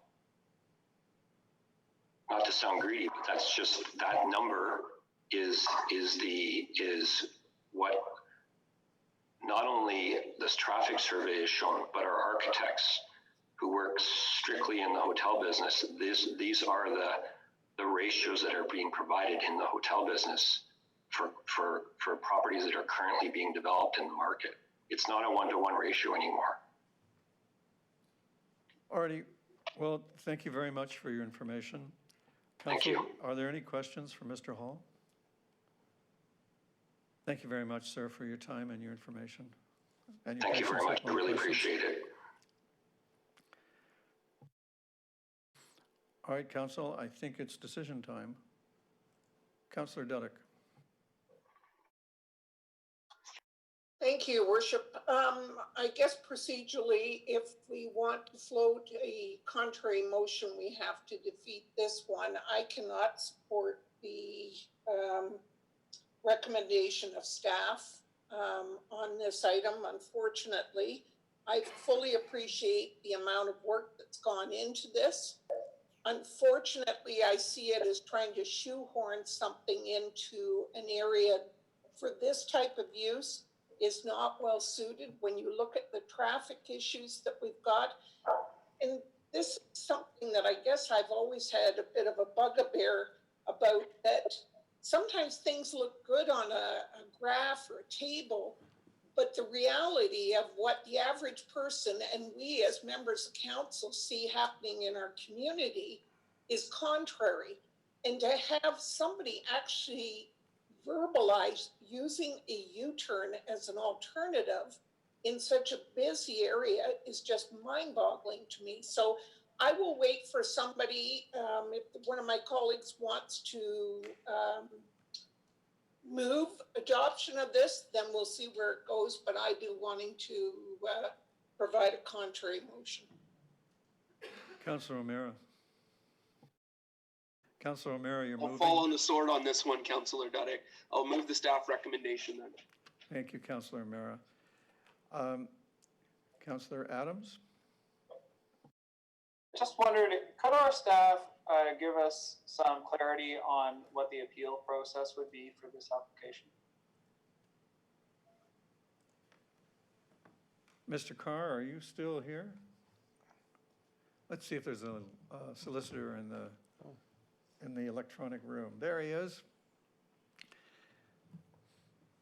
Councillor, would you frame your question for the town solicitor? Do I need to ask the question again? My question was, what can you clarify for council what the appeal process is with this application? Assuming that what Councillor Duddick is hoping to do is to not approve it and deny the application outright.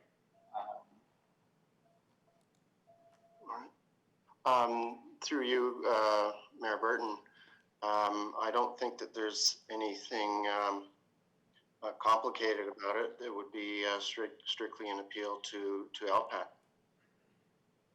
And then there'd be a full hearing. Thank you very much. Anybody else? All right. If you are against the motion to approve the staff recommendation, please raise your hand so I can see your objection.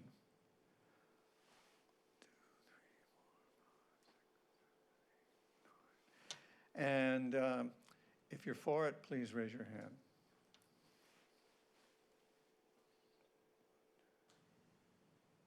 It's close, but the motion fails 9-5. I don't think that we need to move a contrary motion, Councillor. The recommendation has failed, and that's the end of it, as far as I understand. And I'll take contrary advice from the solicitor, but I know that the planning director agrees with me. So there you go, folks. The experienced among you know how the appeal will go, and there you go. So we only have 20 minutes left, and we have some still important things to do. Can I bring your attention to number 6, the Heritage Grant Program for 2020, and the recommendations that the 2020 funding allotment is attached in Appendix A be approved, and that any leftover funds from unclaimed grants that have expired be rolled into the next available Heritage Grant Program year, and that Council approve a transfer of $53,790 from the unexpended Heritage Grant funding in 2017 to 2019 from the Tax Stabilization Reserve to the Heritage Conservation Reserve. Councillor Dudek? Thank you, Worship. I'd be pleased to move this. I had the pleasure of serving on this committee this year. My colleague, Councillor Giddings, has also served on it in the past, as have others, I dare say, on council. But staff do a tremendous amount of work. It is an oversubscribed program.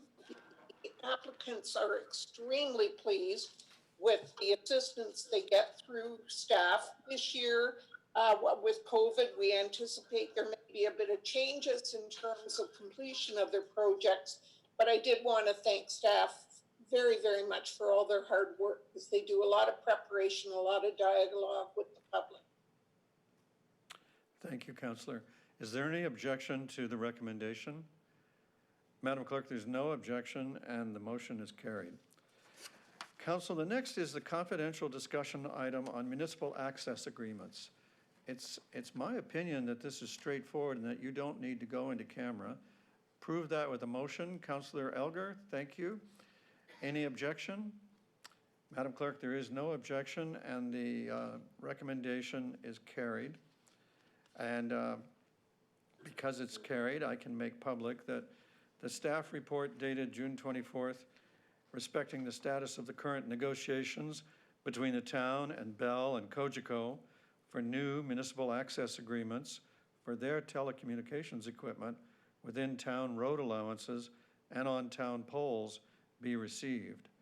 2, that town staff be authorized to apply to the Canadian Radio, Television and Telecommunications Commission to settle the new municipal access agreements with Bell and/or Cogeco should the proposed agreements not be finalized by the end of August, and that has been carried.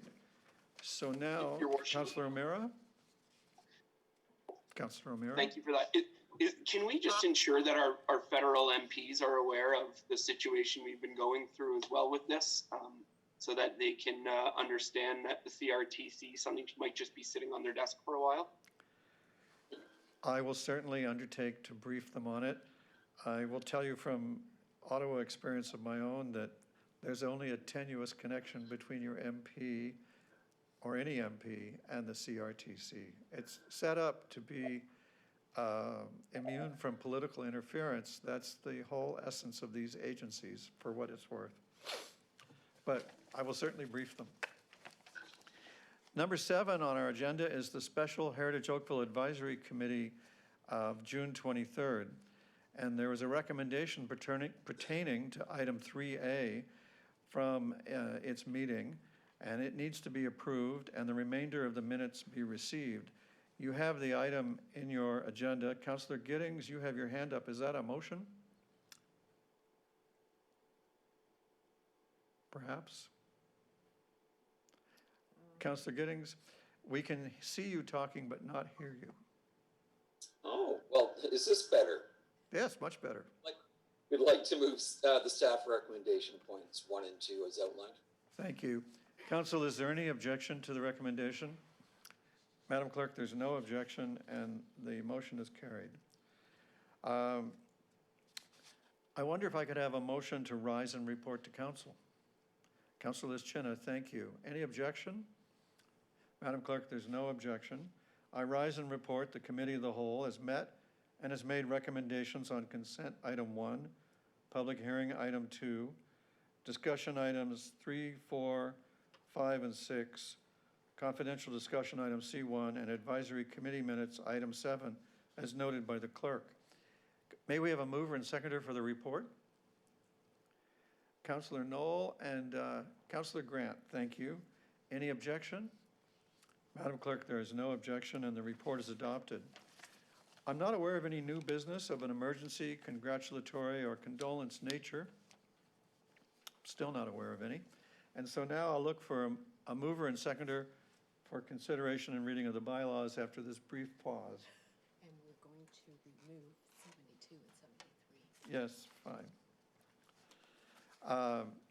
So this is consideration of reading the bylaws 2020-071 and 2020-80, the bylaw to confirm the proceedings of a meeting of council.